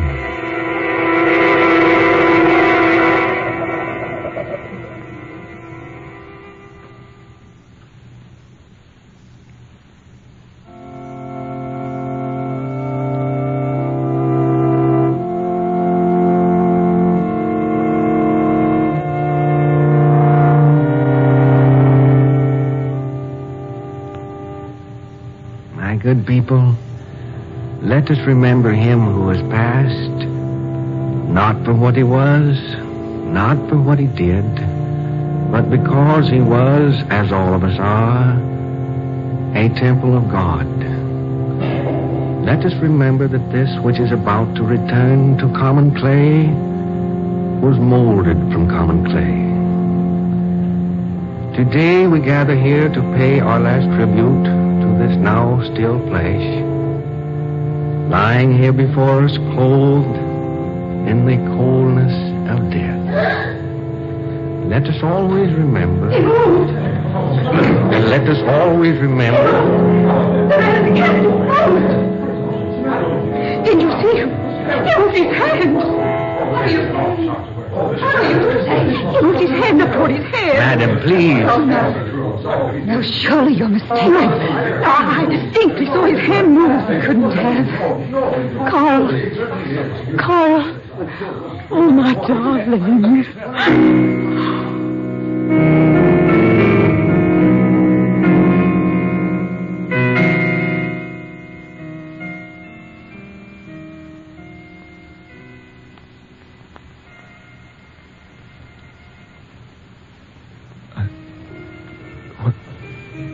What's happened to me? Just lie still, Carl Fisher. This craft is most fragile. Where am I? Where would you be after death? Death? You say death? Yes. Am I dead? They have your body in a church, Carl. Imagine. You in a church. No. No, you're mistaken. This is no church. I'm right here. Apparently you are, yes. But we are most careful when we bring you here. We take every precaution to relieve the shock. Shock? Of finding yourself in the midst of fire and brimstone. Hot. It's so hot. You get used to it. Where am I? Your soul is here with me. Your body is back on Earth. At present, resting within a satin-lined coffin. Coffin? Yes. They're soon going to place you within a tomb. Oh, I don't believe you. Don't you? Personally, makes no difference to me whether you do or not. But for your own satisfaction, suppose you feel for yourself. What? Yes. Reach up with your right hand. Reach up. Feel the casket lining by your head. Go right ahead. There. You see? Yes. But I'm lying in the bottom of a boat. Only your soul is. This is some trick. The boat is satin-lined. I'll admit, Carl Fisher, I am generally most concerned about my own comfort. But as far as lining one of my boats with satin, no, I fear that would be too much, even for Satan. Satan? Yes. Here, let me prove to you the boat is not cloth-lined. There. You see? You devil. That's irony. You are a devil. Yes, I am. But not just a devil. The devil. You mean I'm really dead? One never dies, Carl. The common clay perishes, yes, but only the common clay. Let me out of here. I'm sorry. You see, you can't move until I permit you to. But I moved my hand a moment ago. Felt the lining near my head. That's because I wished you to. Nothing is done here unless I order it done. Then I am dead. Only your body. It might interest you to know you caused quite a commotion up there a moment ago when you interrupted your funeral oration by suddenly moving in your casket. Yes, quite a commotion. Only 2 people saw you. One of them was a woman. You frightened her, Carl. But they've taken her away now. You mean my body actually is being preached over? Oh, yes. Indeed, yes. You were a prominent man on Earth, Carl. Naturally, yours is a most elegant funeral. So many flowers, half of them could be brought into the church. People standing outside, on the sidewalk even. Is Laura there? Your wife? Oh, certainly. Where else would she be? A church, you say? Yes. Amazes you, doesn't it? You haven't been in a church for 35 years. No. You wouldn't even permit your daughter to be buried from a church, Carl. But she went to heaven. Anyway. Stop it. Stop it. Do you remember Reverend Brooks, Carl? Reverend Brooks? Yes. He married you. Remember? Today, he's officiating at your funeral. No. No. Would you like to hear what he's saying, Carl? Listen. If Carl Fisher has brought tragedy into our lives, let us remember that out of tragedy, good can arise. Soon that tragedy will be forgotten. But let us never forget Carl Fisher. Let us remember him always as a Christian. You hear, Carl? A Christian, he says. Stop. Stop that voice. Listen, Carl. Let us pray for him often and ask Almighty God to grant him pardon. Let us be generous towards him, that finally the Supreme Ruler may in turn be generous towards us. No. No, stop him. Stop him. I don't want to hear anymore. Did you hear what he said, Carl? He asked your friends, your family, your wife, to forget your evil, to remember only what was good about you. Yes, Carl, but that leaves them nothing to remember. Oh, let me alone. No, Carl. They've nothing to remember. Because there was nothing about you that was good. I didn't have a chance. Chance? You say you didn't have a chance? Certainly not. Well, I don't want to waste my breath by pointing out the chances you did have. I was forced into everything that happened. Forced, I say. Were you? Certainly I was. Haven't you ever heard of free will? Free will? Free will, you say? I haven't had a will of my own in the last 30 years. Haven't you, Carl? No. You know I haven't. I knew I was doing wrong. Sure, I knew it. I'd never have made my millions by being any other way. Your millions. Did you enjoy them, Carl? I was just beginning to when I took charge of you. Is that it? Yes. Your millions aren't worth much here. Oh, where am I? Certainly you haven't lost your imagination. Where would you be? With fire on all sides and the smell of brimstone. And with me as your pilot on the river Styx. Styx? You remember. It's our largest river. Where are you taking me? I have a special assignment for you, Mr. Fisher. We have a certain reserved space for members like you down here. Inferno. Tell me. Am I in Hades? Does that surprise you? No. No, I can't be. I didn't want to die. I wanted to do what was right, but I couldn't. You didn't try. I was going to try. You've done nothing but evil for 30 years. You couldn't change now. I could, I tell you, I could. No, Carl. I'll make a bargain with you, Satan. Bargain? No one makes bargains with Satan. Give me a chance. Let me go back. Let me live my life over. I'll change. I swear I will. You'd never change. I will. Let me go back. Let me show you. Let me prove I can do what's right. All right, Carl. I'll bargain with you. It would at least relieve the dull monotony. You give me a chance? Yes, for 24 hours. 24 hours? Only 24 hours? Yes. Do nothing but good for 24 hours, and I'll not return to claim you. But if you fail... I won't fail. I won't. It's up to you, Carl. It's entirely up to you. But remember, only 24 hours. Only 24 hours, Carl.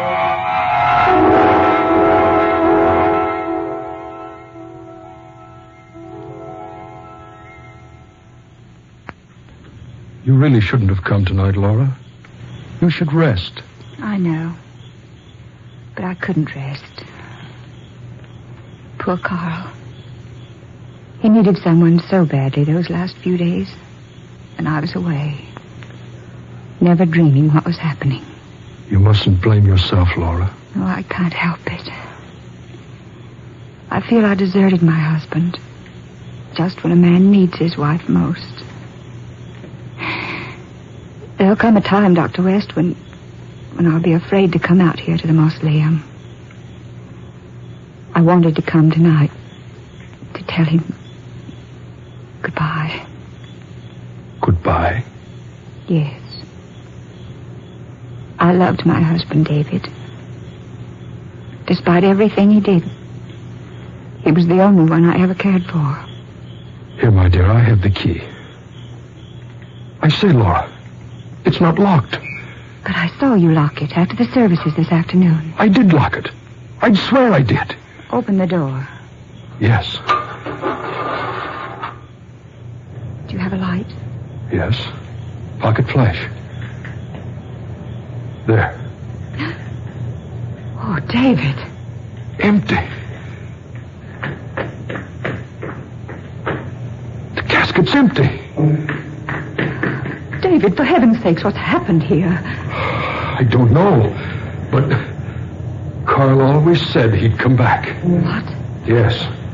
He told me once he had no fear of death because he knew he could always make a deal with Satan. Carl told you that? Yes. I laughed at him at the time, but now I wonder.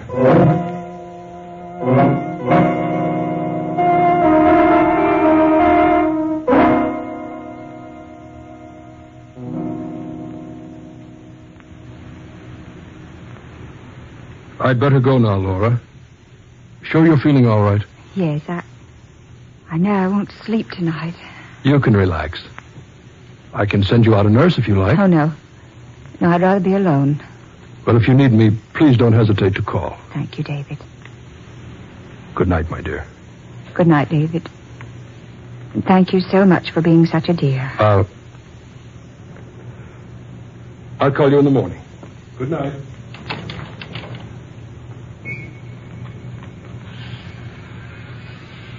That's strange. Yes. I'm not hearing things. That's an electric razor running. But it can't be. There's no one in the apartment but myself. Carl. Carl. Carl. Carl! Yes, my dear, did you call me? Carl. Yes, Laura, what is it? Carl. Are you really there? What do you mean, am I really here? Of course I'm here. Heavens, I was right in the middle of my shaving. Oh, no. Laura, what's the matter with you? Why'd you call me? No, Carl, please don't come any closer, please. The world's gotten into you all of a sudden. Darling, is it really you? Really, me? Now, what are you talking about? Carl, don't you know? Don't I know what? We buried you this afternoon. Carl, don't look at me like that. Buried me? Yes. Oh, darling, what's happened? Tell me what's happened. I don't know. Something's wrong. Carl. My head. Whirling. Dizzy. I don't remember what happened. Oh, darling, you're alive. Warm. Breathing. Yes, but I seem to have been away. It was so hot. There was a boat on a river and a satin-lined casket and... Oh, Laura. Darling, you did come back. Dr. West said you would. Dr. West? Yes. David. He said you told him once you'd come back after you'd gone on. Laura. I have been dead, haven't I? Yes, Carl. I remember now. I was sitting at my desk. Sitting alone at night in my office. And then something happened. You were shot. The back of the neck. Everything stopped. The next thing I knew, I was riding in the bottom of a boat lined with silk. No. That wasn't the boat that was lined. It was the casket. He told me to move my hand and I'd feel it. Who, Carl? Who told you? It was the devil. Carl. Yeah. I died. Went to Hades. But I bargained with Satan. I bargained with him. He took me up, gave me 24 hours. 24 hours. Darling. Darling, I don't understand. 24 hours to prove I could do good here on Earth. How is it true? Can it be real? Yes, it is true. It's real. I can't believe it. Things like this just don't happen. This happened. But Carl, how? I made a bargain, I tell you. A bargain with Satan. And I have a rendezvous to keep with him. In 24 hours. I'm so confused, Carl. If only... Who could that be? I'll go see. Oh, no. If it's anyone we know, they won't understand. You go back into the bedroom, dear. I'll see who it is. But the world's got to know sometime. People will know soon enough. Please, dear. I'm too upset for a scene to try to explain to anyone tonight. All right, my dear, if you wish. Thank you, darling.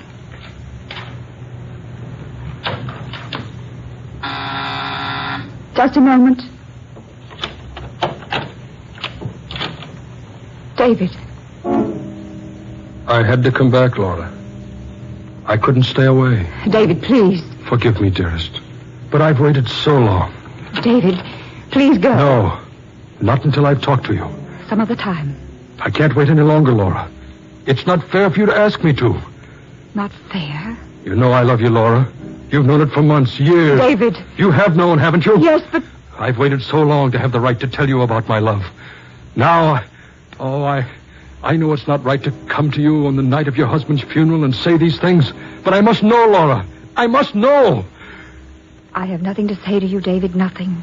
I know you were always madly in love with that criminal of a husband of yours, but that's over now. You'll have to forget him. Oh, remember, darling, you're a young woman yet.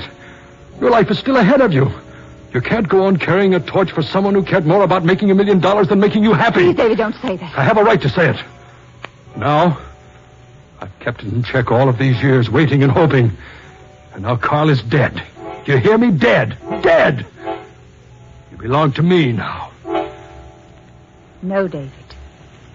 Not now or ever. Yes, I say, you're mine. If anyone has a right to you, I have.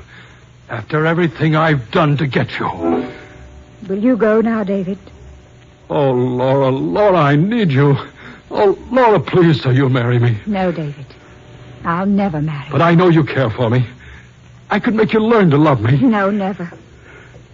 I've had nothing for you, David, but friendship. I'll never have more. I know that's not true. Don't say that. It's not. You do care for me. I could tell by the way you kissed me.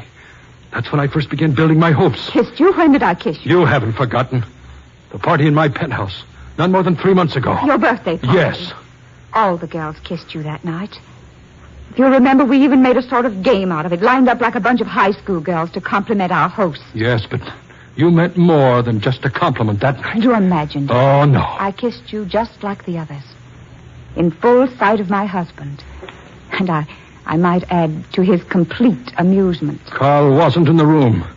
You waited until he'd left before you got into line. Oh, nonsense, David. No. I knew that night you cared for me. That's when I began planning to make you mine. David, will you please go? Not until you've told me you'll marry me. I've told you I won't. There's someone else. Only my husband. Someone else. Someone who's alive. Please go, David. What's that? I want you to go. What was that? In that other room? Nothing. What are Nothing at all. What are you doing? I don't want you to ever come back here, David. What are you doing? I'm locking this door. I'm in no mood to have you go ransacking my place. There's someone in that room. David? So. You couldn't wait until your husband was safely buried. Couldn't wait. David. Well, he won't have you. You hear me? He won't have you. David. Please go now.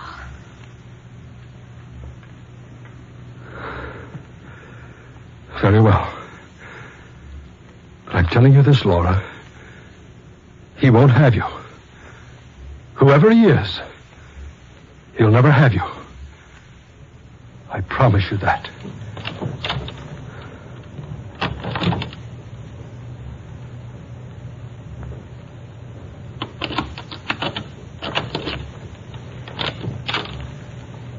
Carl? You hurt? Yes. Well? Go ahead. Go ahead, Carl. She's been having an affair behind your back, hasn't she? She deserves to be killed, doesn't she? Well, go ahead and kill her. I don't have to tell you, Carl. I've never cared for him. Go ahead, Carl. Kill her. She's lying, don't you think? No one but you, darling. Ever. I can still tempt you, Carl. That's my job. That's how I keep my fires burning. I know you believe me, Carl. No, don't believe her. She's never lied to you before, but there's always a first time. Darling, please don't stand there looking at me. Say something. She wants you to say something. Well, go ahead. Say something. Darling. It's all right, dearest. I believe you.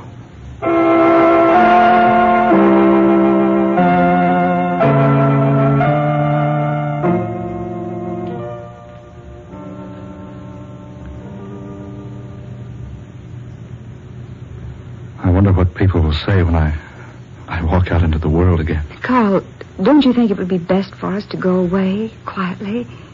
Someplace where we'd never be recognized? No, Laura. I have a bargain to fulfill. Only until 3 this afternoon. You'll spend that time with me then? I'm sorry I can't. There's more to be done than probably either of us imagined. Where are you going? To the office first? I'll go with you. No, dear. I'll come back to you before I leave you again. To keep my rendezvous with Satan.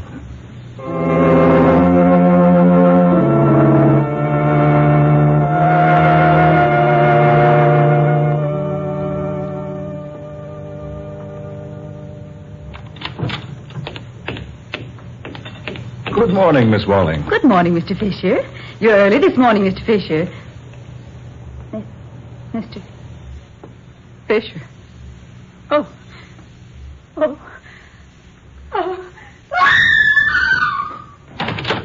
Confounded girl. How she'll made a scene. I'll spend all morning explaining. Nothing doing. I'll lock myself in the office. West. Come in, Carl. I've been waiting for you. Sitting in my chair. At my desk. Yes. This is your gun, I believe. What's the meaning of this? I'm prepared to make a bargain with you. Bargain? Yes. What sort of a bargain? You died without leaving a will. I have one here dated 3 months before your death. Sign it, the business becomes mine. And I'll permit you to take away half of your $7 million and Laura. You permit me? Yes. You couldn't operate your business now. People wouldn't want to do business with a dead man. Do I look dead to you? Don't be facetious. I'm serious. I know all about what happened to you. When I came back to see Laura last night, I heard you talking before I pushed the buzzer. I don't understand it all, but I'm prepared to give Laura up for your business and half your cash. You killed me. What? You killed me. Fisher, keep back. I see it clearly now. I see now that Laura wasn't lying to me last night. She's never cared for you. I warn you. Keep back, Fisher. I remember what you said to her. You said, if anyone has a right to you, Laura, I have. After everything I've done to get you. This gun is loaded, Carl. Yes, I see it all clearly now. Stay back. Stay away from me. The night she kissed you at the party. Remember what you said about that last night? That was the night you began planning to make her yours. If you come any nearer, I'll shoot. I'm not going to harm you, Dr. West. You'd like to get your hands on this gun. You'd like to kill me, wouldn't you? Kill you? No, I can't kill you. I've made a bargain not to. Then keep back. I could kill you, though. I've been proclaimed legally dead, you know. You can't hang a dead man. Keep back. One step farther and I'll shoot. I told you I don't intend to harm you. Stop where you are. I just want you to take a good look at me, Doctor. Stop. Not one step farther. Not one step farther.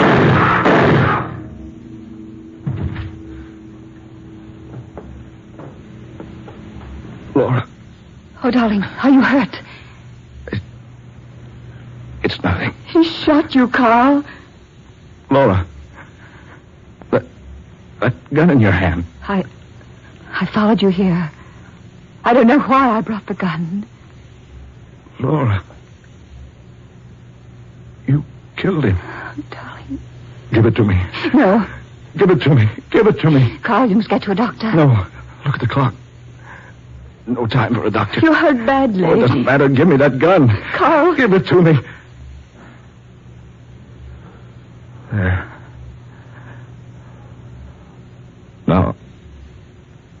Now they'll think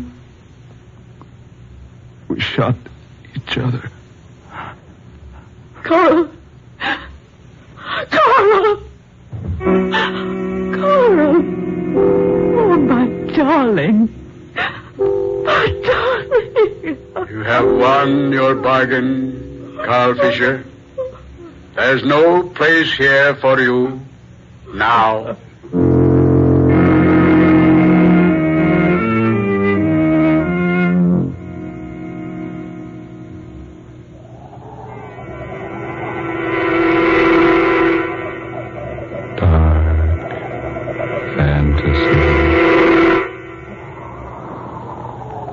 You have heard Rendezvous with Satan, tonight's original tale of dark fantasy by Scott Bishop, originating in the studios of WKY. Ben Morris was Carl Fisher, Blois Wright played Dr. David West, Eleanor Naylor Corrin was Laura Fisher, Fred Wayne took the part of Satan, Muir Height was heard as Reverend Brooks, and Georgiana Cook Height played the secretary. Next Friday at this time, listen for Scott Bishop's I Am Your Brother. Tom Paxton speaking. Dark Fantasy comes to you each Friday night from Oklahoma City. This is the National Broadcast. Lights out for the devil and Mr. O.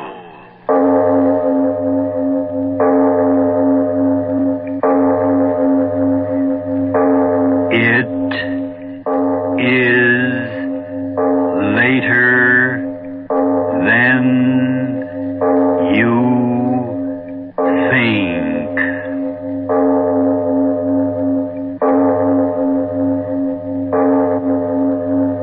Turn out your lights now. We bring you stories of the supernatural and the supernormal, dramatizing the fantasies and the mysteries of the unknown.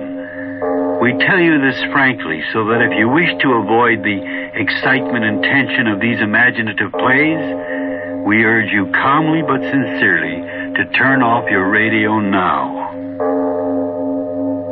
This is Mr. O. Arch Obler. Have you ever stopped to consider that the plot of the husband, the wife, and the lover has been with us longer than most of us care to think? That's what our story is about tonight. But we begin after a short pause.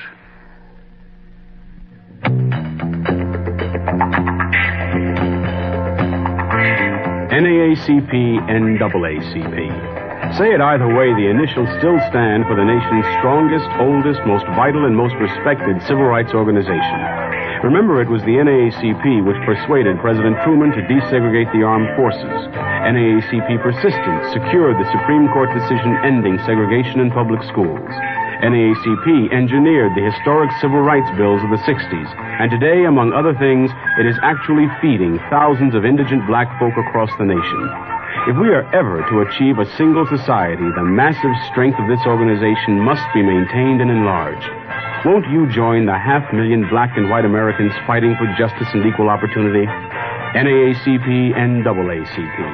Every day it works for you. Won't you work for it? Join your local branch today. And now, if you haven't already done so, turn off your lights now and listen to The Shrinking People.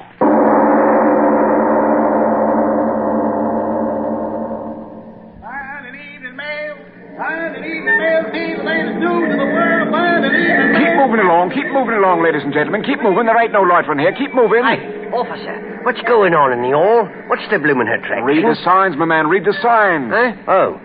The great Peter Stransky, world-famous explorer, appearing in person in lecture on headhunters of the Amazon. Go, Blimey.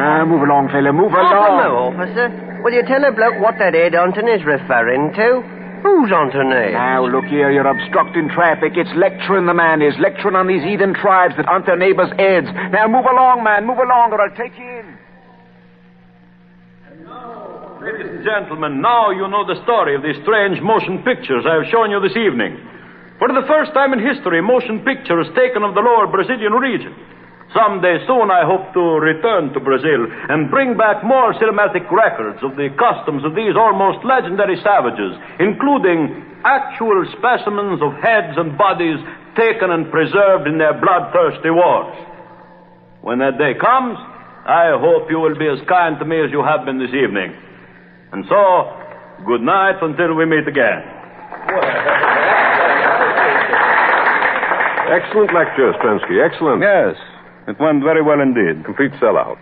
That headhunting theme meant excellent publicity in all the papers, you know. Yes, of course. Now, if you'll pardon me, my wife... Oh, but my dear Stransky, autograph. They paid to listen to my lecturing and see my motion pictures, not to get my autograph. I'm sorry, my wife, she will be waiting. Come, don't worry about her. She's well taken care of. Eh? What are you talking about? I just passed her backstage, and she had a handsome young gentleman having quite a tete-a-tete, don't you know? You will pardon me.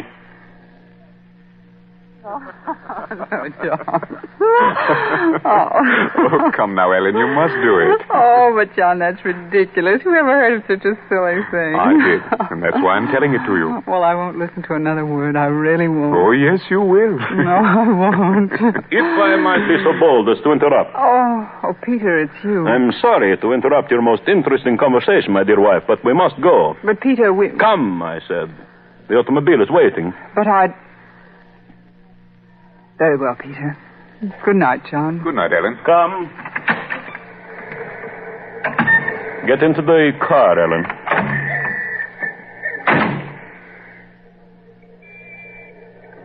Why don't you say something, Peter? Yes, I will say something. This. Well, why don't you speak? Why don't you cry? I wouldn't give you the satisfaction. So, you save your tears for him, too. Say something. I'm leaving you, Peter. Leaving me? What are you talking about? I spoke clearly enough. I'm leaving you. Don't be a fool. I'm trying not to be. That's why I'm leaving you. I should have done it a long time ago. You'll go to him. No, I'm going to divorce you first, Peter. Divorce? I won't have any difficulty about that, I'm sure. No, never a divorce for me, never. You'll have no choice. Please stop the car. Yes. Goodbye. Ellen? I'm sorry for you, Peter. No. I'm sorry for you. And him.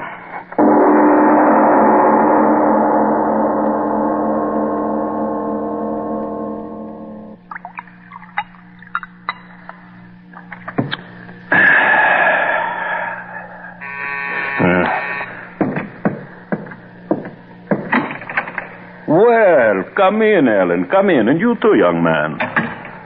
What do you want of us, Peter? It was very kind of you two to come here and join me tonight. You said it was important, Stransky. What it is life. Perhaps the fault was largely mine. I was not a very good husband. You're acting very decently about all this, Mr. Stransky. All I can say is I love Ellen very much. And you love him, Ellen? Yes, Peter. If we could arrange matters quickly, I mean the divorce and all that sort of thing. Of course. I just said we are together like civilized human beings. And now, if you will excuse me, I will close the door. The servants, you know. He's acting surprisingly well about it all, Ellen. I'm not so sure, John. So, now what I have to say, I say in complete privacy. Peter, just why did you want John and me here? I want you to waive dower rights. Oh, just as you wish. Excellent. So here is the legal form as drawn up by my solicitor. I assure you it's quite in order. You will sign first, young man. Me? Yes, as a witness, you understand? Oh, very well. My pen. No. Use this one, please. Here. Oh, I'm sorry. Oh, John, what's the matter? Oh, nothing. Just a scratch, the pen point. Oh, I'm so clumsy. John, Oh, it's nothing, really. See, the pen point hardly broke the skin. Yes, but it did break the skin. Oh, yes, John. See, a drop of blood. Oh, it's nothing at all. Just a scratch. Unimportant. Why did you laugh like that, Peter? What's wrong? You feel something, John? What? A constriction between the eyes, perhaps? Peter. Or maybe a strange pounding of the heart. Peter, or what have you perhaps, done? John, your vision blurs. You hear strange sounds in your ears. A great lover? Peter, answer me. What have you done? John, are you all right? Tell me, are you all right? I don't know. My head, it's so strange. Tell me, have you done something to him? Have you? John, look at me, darling. Speak to me. Tell me what's the matter. Yes. John. Yes, speak, John. Ellen, John! Peter, help me. He's fallen. Peter, help me. Help me. Help you? But, John, look at him. Look at him. He's ill, dying. Doctor, get a doctor. Not a doctor, my little wife. Doctors cannot restore even great lovers after the poison of Baracata has entered the veins. Poison. That pen. That scratch. Ellen, you must... So, the thought of your lover's death draws the blood from your head and you faint, eh, my little wife? When you awaken, you will wish that you died with him.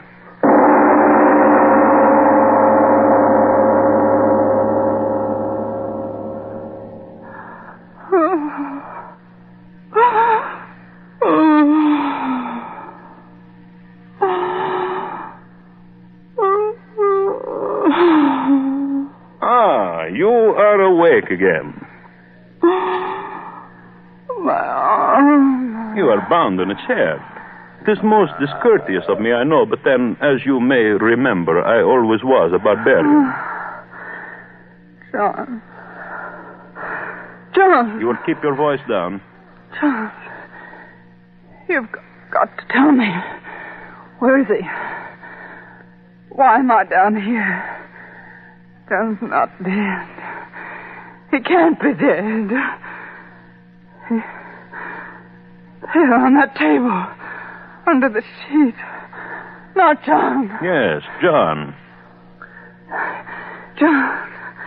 You've killed him. Let me loose. Let me go to him. Stop that. John.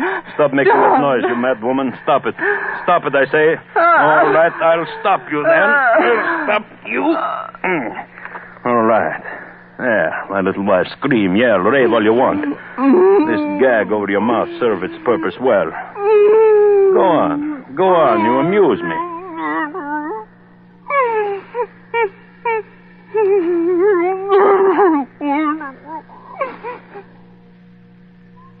So, now you have discovered it is useless to talk to the gag, eh, Ellen?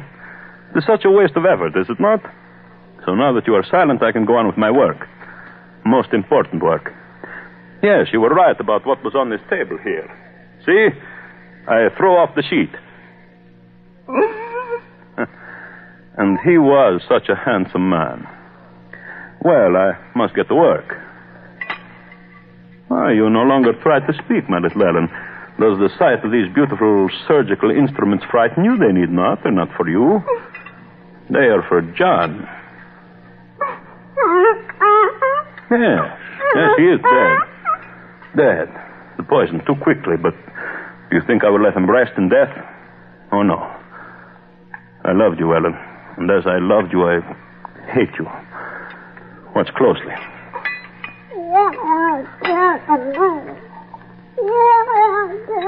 What?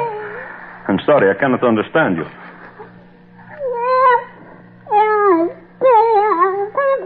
Oh, you ask me what I'm going to do. The knives, sharp knives, you see them? No, they are not to dismember your precious John. Flesh buried, decays, and is gone. I want your dear John with me for a long time. Again, you ask the question. I'm trying so hard to explain. He's dead, and he will be dead. But in his death, he will serve a purpose. You remember I told you my savage Brazilian friends, the Yavaros, have a quaint custom of shrinking and preserving the bodies of their enemies. Well, I studied their methods most carefully. John Douglas was my enemy. Here he lies. And I will do with him as the Yavaros do with their enemies. So, now you understand. When I'm through with him, your lover will be a little leathery-skinned man, a doll-like in size, a trophy for my trophy room. Who will suspect that in that little leathery doll-like figure is the body of an Englishman? And so he will amuse me in his death. Yes. And you will sit there, my little wife. You will sit in that chair for the many days it will take me to prepare the carcass. You will sit and watch me day after day as with smoke and with heat I make the strong body of your lover smaller and smaller. You will sit there.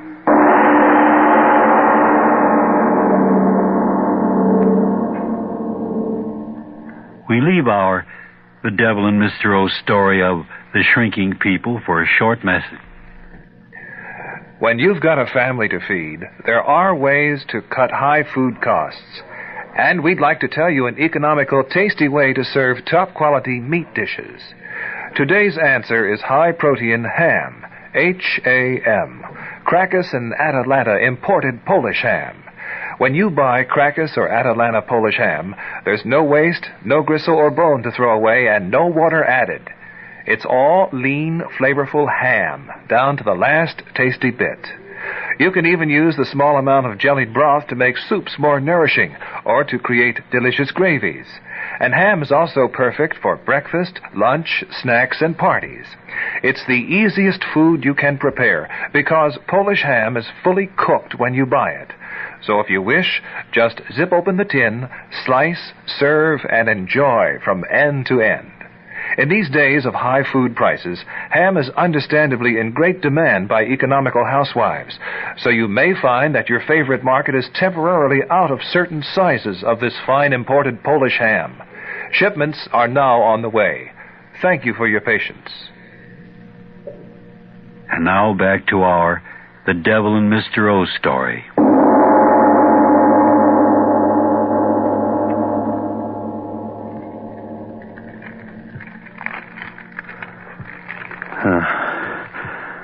Fire is warm. Hell, warm, so very warm. The air filled with smoke. Dry, swirling smoke. See how it coils around him. At first, how often you cried out when I talked like this, but now you're silent. Weeks. How many weeks has it been? 4, 5, 6?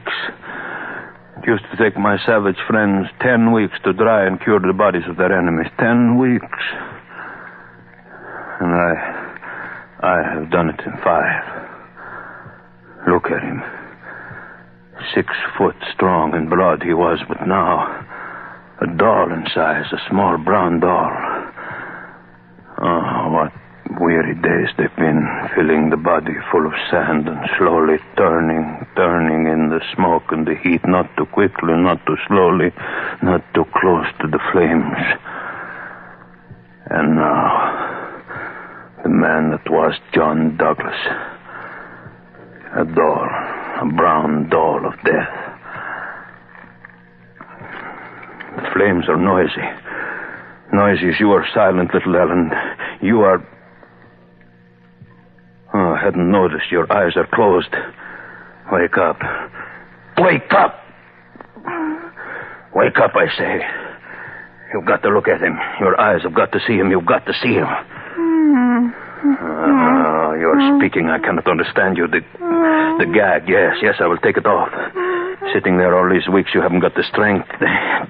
There, that does it. Your lips are free. Well, look at him, Ellen. Look at him and tell me what you think of John Douglas now. Smoke.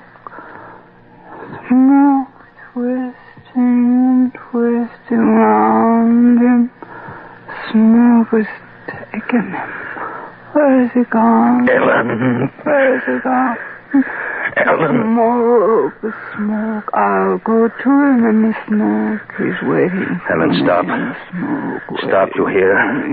Understand? You must understand. Smoke, he will wait for me. Smoke. What are you raving about? Yes, smoke. See how it curls around him. No. He's waiting. No, stop talking like that. Stop talking like that, I say. He's waiting. The knife, where is the knife? I'll stop you. No! Ellen, all right. Dead. Up on the table with you. I must prepare you, Ellen, for the smoke and the fire. It took me 5 weeks with him, and now 5 more weeks with you. And then you will be as he is, brown with the smoke of the curing fire. A little doll in size.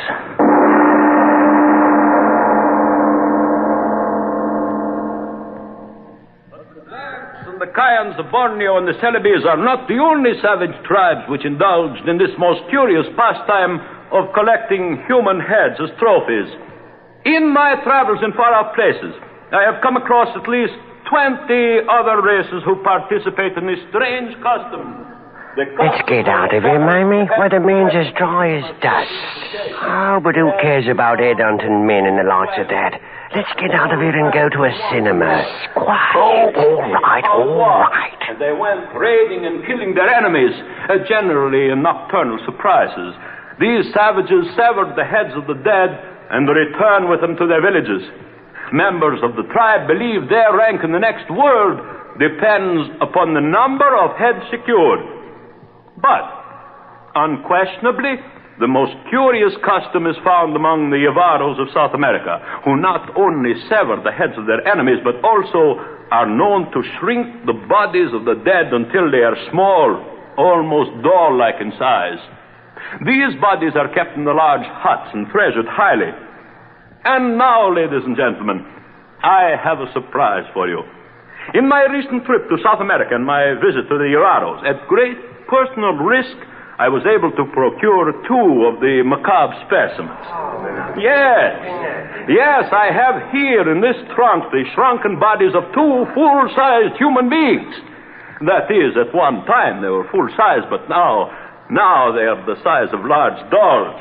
A man and a woman, ladies and gentlemen, perfectly preserved. The only specimens of their kind in existence outside of the sultry jungles of South America. Never before have they been seen or displayed upon the lecture platform, but tonight I am going to show them to you.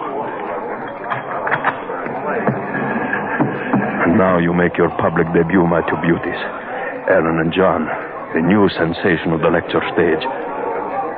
Ladies and gentlemen, if you please,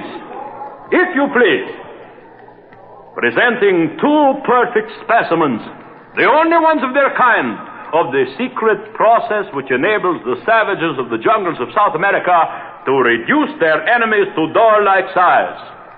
Here we have a living man, about 6 foot in size during his lifetime, now reduced to midget size. And likewise, here a woman, once a living, breathing individual like you and you and you, now this horrible trophy of the curer's art. You see, Ellen and John, they like you.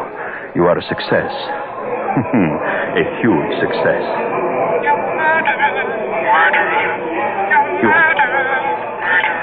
You're talking.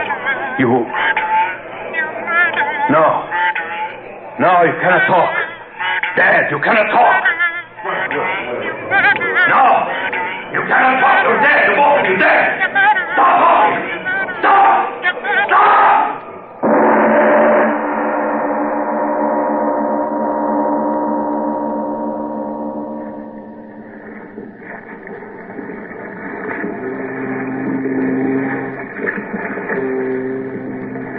Sure, Captain, it's a strange passenger we got aboard this time, I must say. Oh, you mean Strensky? Aye, strange he is, mate. But what's he running away from, sir? Oh, sure, mate, that ain't a proper question to be asking of a man when he lays as many pound notes on the table as that man did for this passage. Get me out of England tonight, he said. And get him out of England I did. Now, could he be one of them embezzlers? Oh, aye, that he might. The trunk he was carrying, well, he wouldn't let any of the men lay a hand on it. He brought it down to the cabin himself. I'd like to get a look in it. Aye, and so would I. But he stays in that cabin of his all the time. He's down there now, and I'll bet he's looking in that trunk this very... The cabin door is locked. No one can come in when the door is locked. It's going to stay locked until we get there. South America, they won't get me there. No one will get me there. Why did I run away? What's the matter with me? No one heard them but I. No one in that audience but I. They're in that trunk there.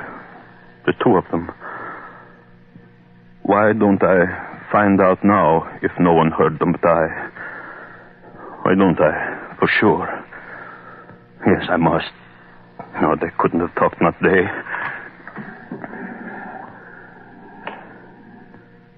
The two of you lying there. You didn't talk, did you? No. No, of course you didn't. You're dead.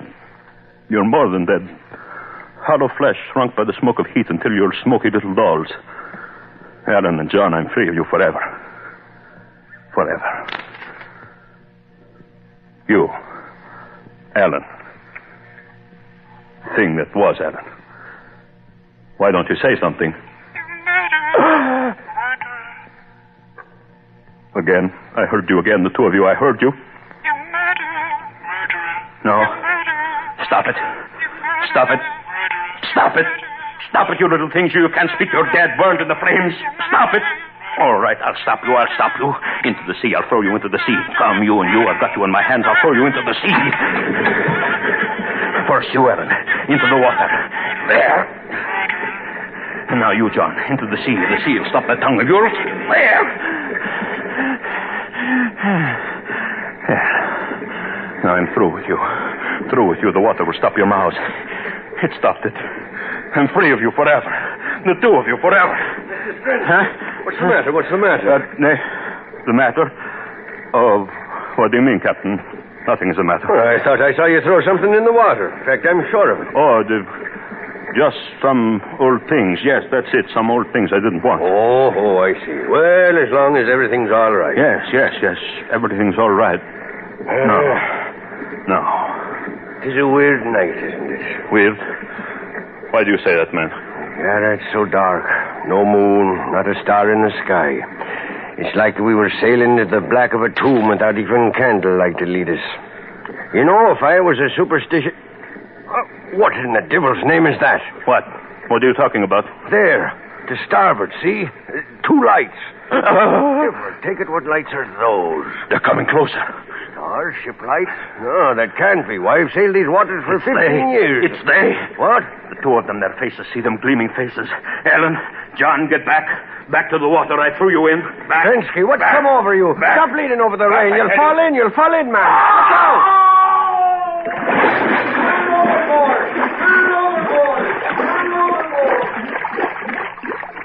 Help! I fell in. Help me! Here! I'm here! Save me! Save me!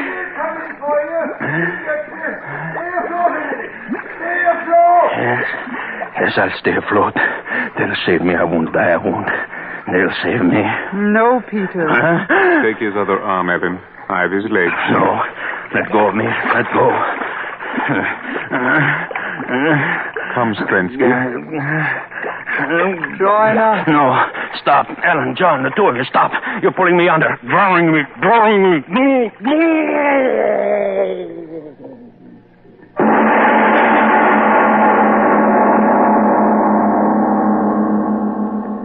Well, I told you this would be a different lover, wife, husband situation.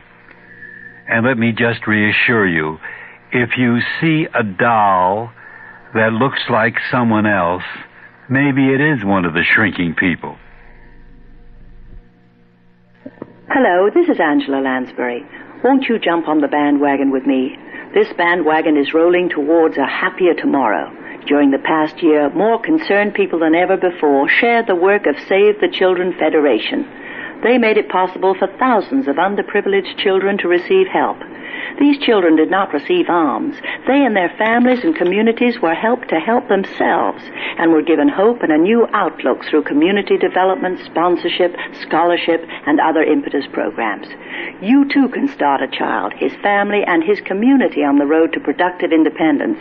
Federation programs are expanding on American Indian reservations, in Appalachia, and in many developing countries abroad.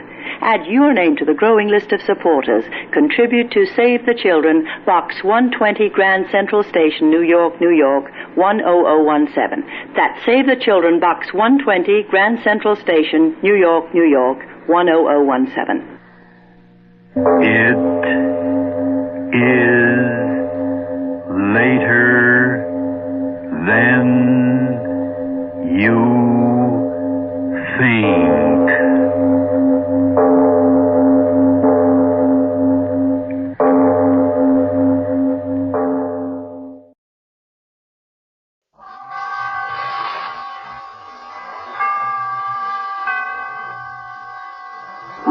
Suspense.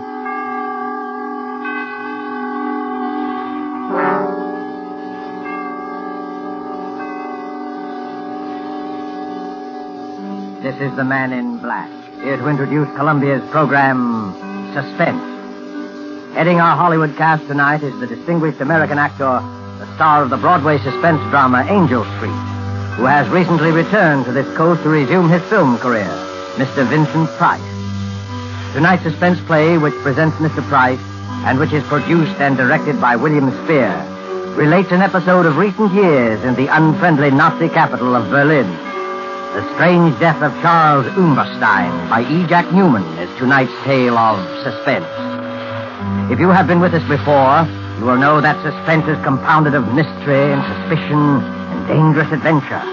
In this series are tales calculated to intrigue you, stir your nerves, to offer you a precarious situation, and then withhold the solution until the last possible moment. And so, with the strange death of Charles Umberstein, and with the performance of Vincent Price, we again hope to keep you in suspense.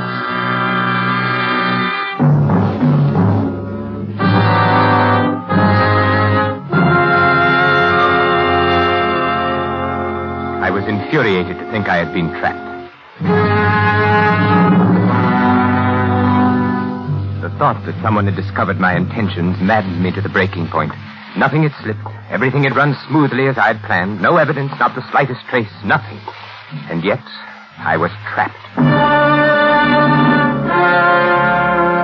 Trapped? But why? How? Let me see. Papers in my briefcase, train ticket, information forwarded safely to my office. And he knew. How? But he did know. I stood quietly in my room, watching him, watching me, waiting for me, standing by the lamppost beneath my window, knowing he had trapped me, waiting for me.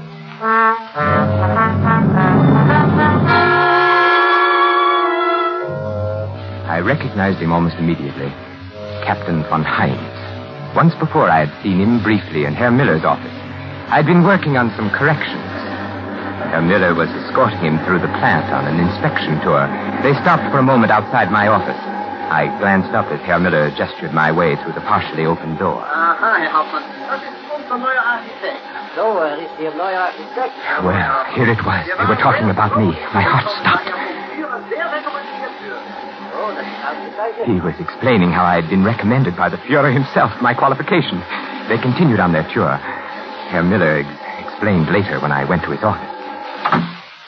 Aha, Umberstein, there you are. Herr Miller, you sent for me? Yes, Umberstein. This morning, when Captain von Hind and myself passed by your office, I knew it was you. You knew it was me? Yes. Captain von Hind is head of Gestapo intelligence in this area. He was conducting a routine inspection this morning, and it was he who suggested that Well, since your recommendations were by the Führer himself... Yes? Your work here has been excellent. I knew you were the man when I passed by today. My work? Huh? Oh, no, of course, not that. Why, you have become one of our best men. Oh, thank you, Herr Müller. Now, this is it. Yes, Herr Müller. Through various posts, we are releasing more prints on munitions areas in this country and other countries. You are to be in complete charge of their release from the vault. I understand, Herr Müller. As a citizen of the Reich, I am greatly honored that I have been given such an opportunity. An opportunity to show your loyalty. And honor. I will give you the combination. You will see that no other person enters the vault. Of course, Herr Müller. One moment, Umberstein. Yes? I think I should tell you that a few months ago, in one of the neighboring plants, the Gestapo apprehended a spy. Yes? He was working for an enemy espionage service, found in possession of certain vital documents which he had access to in his work. And what did they learn from him? Many things. He was reluctant to speak at first, but it's difficult to hold out indefinitely. So he finally gave them enough information to locate other agents who had filtered in. It was well he was detected. Oh, yes. The Gestapo is still on the alert for some of his co-workers, still expected to arrive. Of course, they are ignorant of his confessions and his fate. So, Herr Umberstein, I must warn you to take all the necessary steps against the possibility of espionage. We cannot be too careful. I shall be careful. In you, Umberstein, is exemplified the efficiency of the Third Reich.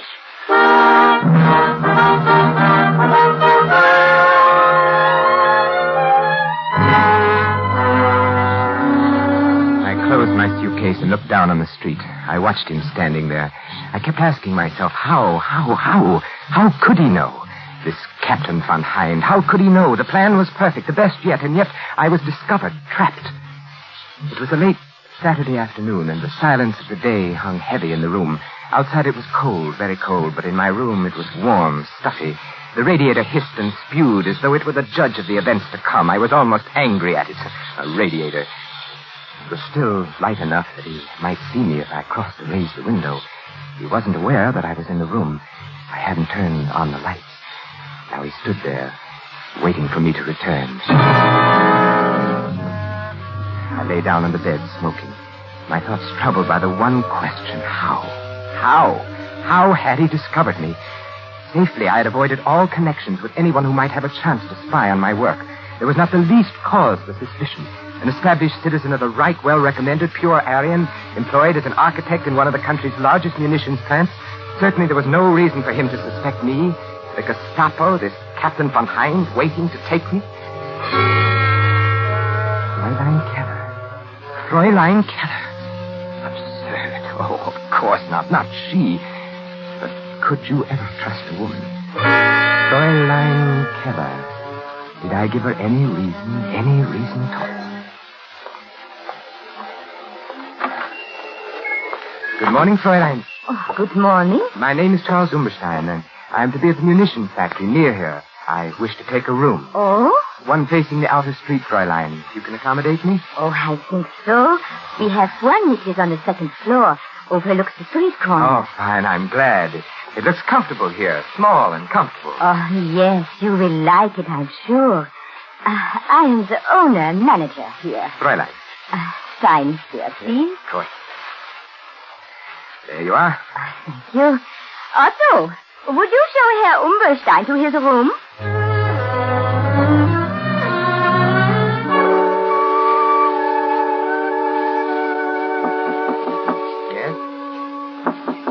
Yes, who is it? It's I, Fräulein Keller. Oh, just a moment. Yes, Fräulein? I have brought you some extra blankets. Oh. You may be cold. Oh, that's very thoughtful of you, Fräulein. And Herr Umberstein, down the street, a little cafe. You may find nice meals and a little music, too. Oh, wonderful. I am indebted to you, Fräulein. Oh, but you are my charge. I look after my guests. It is my job. Oh, that is most kind, Fräulein. Herr Umberstein, yes? I also dine at the little cafe often. Oh.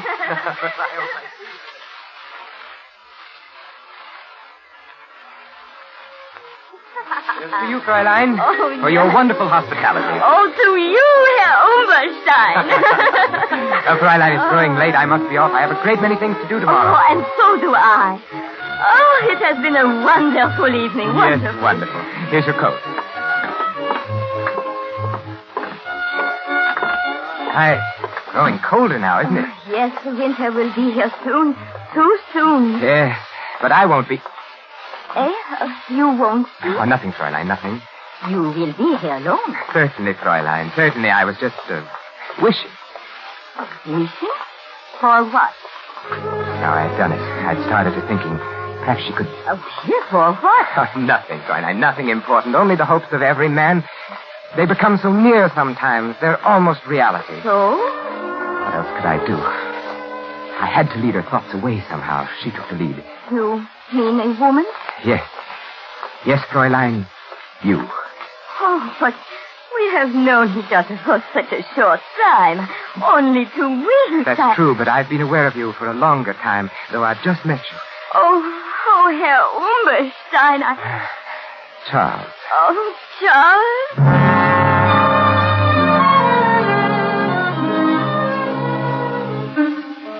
At first I was uneasy about the whole affair. Then after a while, I did grow rather fond of her. She was so accommodating, and we dined together each evening, and I played my role to the letter. Never once did she mention my work. Oh. Fräulein, tell her. What are you doing in my room? But I was... You've been looking through my papers. Why? I was looking for something. But what right have you? What are you looking for? I was looking for a letter. A letter? What letter? One that you haven't got. I thought perhaps you might have it. Now, out with it. A letter from a woman. Very well, Charles, if you must know, I suspect you of nothing guilty. She was actually looking for a letter from some woman. Any woman. She didn't trust me. She didn't trust her, Charles.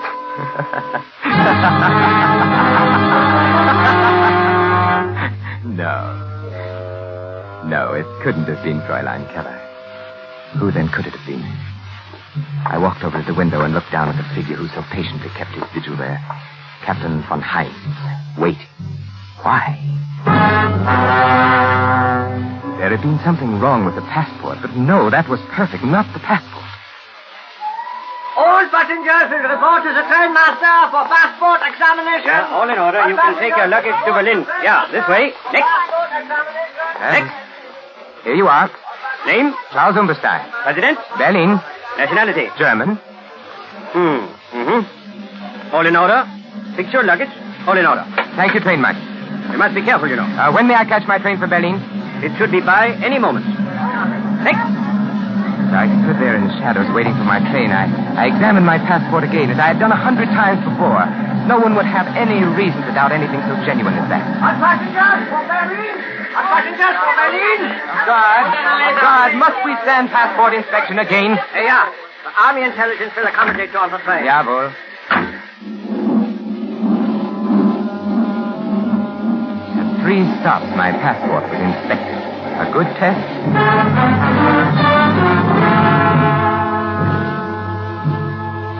If the passport had been suspected or investigated, it would only prove that I was Charles Umberstein. I had come by the passport through Hans. At the time, Hans was employed as an Austrian customs inspector. This gave him access to many such passports. According to Hans, there had been a person named Charles Umberstein who had suddenly disappeared in 1936. Since there had been no friends or relatives to make an inquest, well, you can see. No, I was Charles Umberstein. Why, I even resembled the badly scarred photograph on the identification card. From the front view, he was evidently a large man, big shoulders, large head, wore a short Prussian haircut. Yes, I certainly looked enough like the photograph. Passport was flawless. He couldn't have discovered me through that. This von Heinz. Something else. What else? The plan? No, of course not. They couldn't have discovered that. I merely made copies and left the originals. No, not the plans. By Hans and I... Hans. Oh, no, not Hans. Never. We'd worked so well together. Oh, no, not Hans. A strange, silent boy, perhaps, but surely... That night in 1936, when he gave me the passport, he was our man in Austria, but strange things happen even to the most loyal. All set, Charles. Then I see you again, Hans. Until I arrive, eh? I will be attached to an army ordnance division in the city. You will receive additional information on the first day of each month. From you? Yes. There's a hotel not far from the factory. Here is the address. Fräulein Keller runs this hotel. Now, on the second floor in one corner sits a mahogany table. On it are a set of silver candlesticks. 4 of them. Beneath each candlestick nearest the right, you may find your information on the first day of each month. It will be written in code? Naturally. Be very careful when you pick it up, I see. And make no effort to contact me in any other way. And can I leave anything I might learn in the same place? Is it safe? Yes. Now, remember, sooner or later we are bound to be introduced, you and I. My duties with the Ordnance Division will, of course... Near and yet so far kind of thing, eh? Yeah, very far. Once inside the city, I am Oberleutnant Hans Neumann of Army Ordnance, understand? I am Herr Charles Umberstein, architect. Right. Well, time grows short. I must go. Everything checked. Your passport? Perfect. Even resembled photograph. The Countess should think so. Yes, not bad. Very considerate of Umberstein to have looked this way. Ticket? Right here, through to Berlin. I report to Franz Miller in the munitions factory, produce my credentials. He's been expecting me. I haggle a little about the salary, then I accept. At first opportunity become acquainted with MD plans. And I will see that you are highly recommended from a reliable source. Just as a matter of curiosity, Hans, who will recommend me? You needn't worry, Herr Umberstein. It'll be good, I assure you. Then goodbye, Hans. Oberleutnant Neumann, if you please. Oberleutnant Hans Neumann. Well, then, my Herr Charles Umberstein, auf Wiedersehen. Wiedersehen. Heil Hitler. Heil Hitler.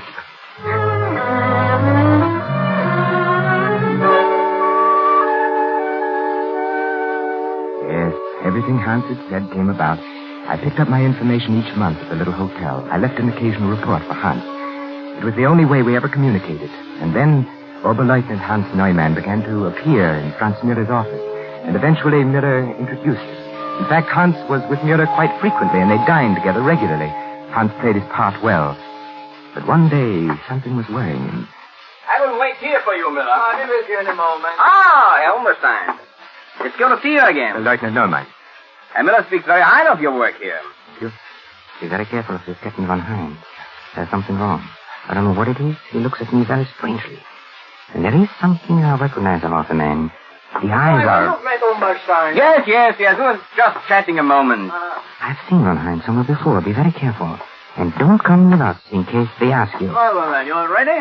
Why, yes, of course. Umberstein, would you care to join us at luncheon? No, thank you. I have some work to do. Always working. Yes. Well, then, let's go, Hans, yeah? Yeah, certainly. Oh, by the way, will Captain von Heinz be joining us today? Oh, von Heinz sent it regret. Something is delayed.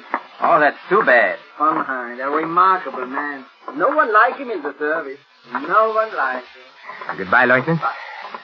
Von Heinz.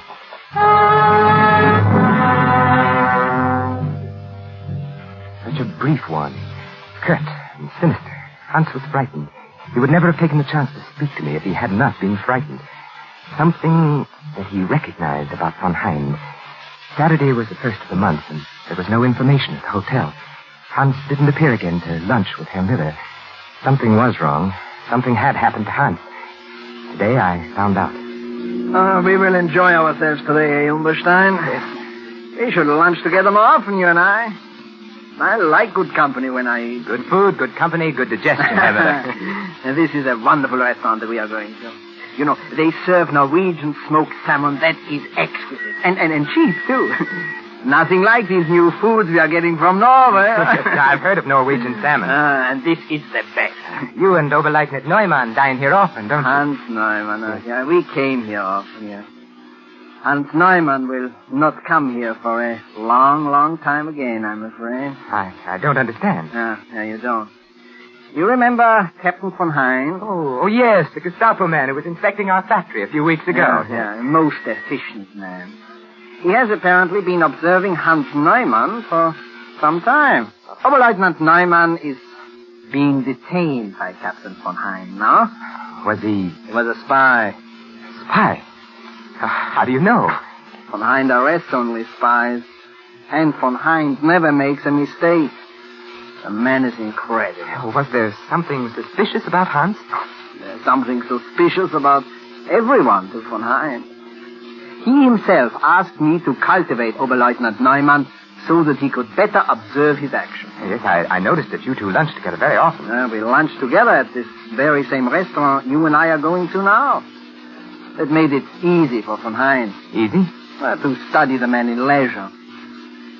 Von Hein always wants to be certain of his quarry. And, where is Hans now? Who knows? Who knows what happens when Captain Von Hein takes a man?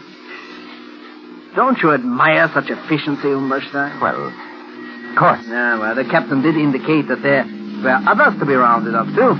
Well, here we are. Oh, look, you see them in the window? Norwegian salmon. Oh, they are beautiful, so red, so delicious.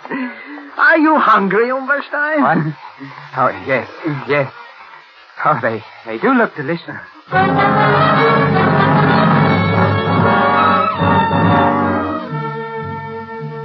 Captain Von Hein. I looked at him out of the window again. I could see his breath now. It was growing very cold. He was well dressed in a neatly tailored overcoat and dark hat. It was too dark to tell the exact color. The only thing I was sure of were his hands and the gloves on the hands. Heavy, thick, powerfully mounted prongs encased in a gray, tightly fitting material. Style, lines running across the back. I noticed when he lifted them to light a cigarette. What beautiful weapons. His back was to me. I couldn't help but admire the fine breadth of his shoulders and the thick, closely barbered neck. He stood quietly by the lamppost, smoking, watching his breath and the smoke battle for existence in the icy air. Once when he turned to look up at my window, the single eyeglass he wore caught the reflection of the light. I wondered how much he weighed. Carefully, I retraced each step over again in my mind. I couldn't find the flaw that made me a marked man. The absurdly easy way I had gone through Mueller's office carrying an innocent-looking bundle of blueprints, then to the vault, the superficial copies. No one could suspect what I had done. No one had any reason to. Why then was I trapped? Of course he was after me, waiting down there. I wondered why he didn't come up and wait in my room. Surely he didn't know I was in the room. Perhaps he had searched my room one day while I was out. But what could he find? Nothing, absolutely nothing. A passport proving I was Charles Umberstein. A monogrammed suitcase bearing the initials C.U. A few letters and old papers. Nothing at all. I had never talked. I had never known anyone else in service except Hans. Franz Mueller was too stupid to suspect anything.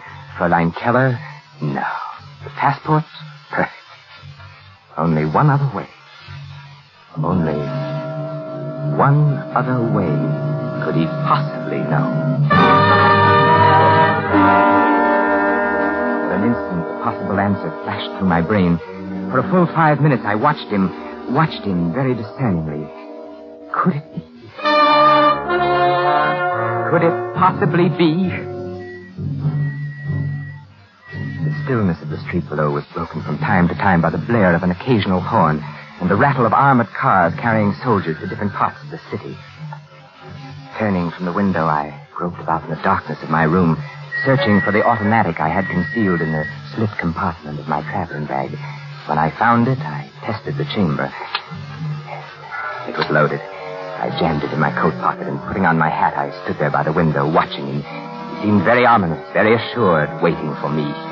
He must have been getting anxious with his long vigil. I watched him signal to an accomplice across the street. Walking back and forth under the streetlight, I noticed something familiar. Very familiar.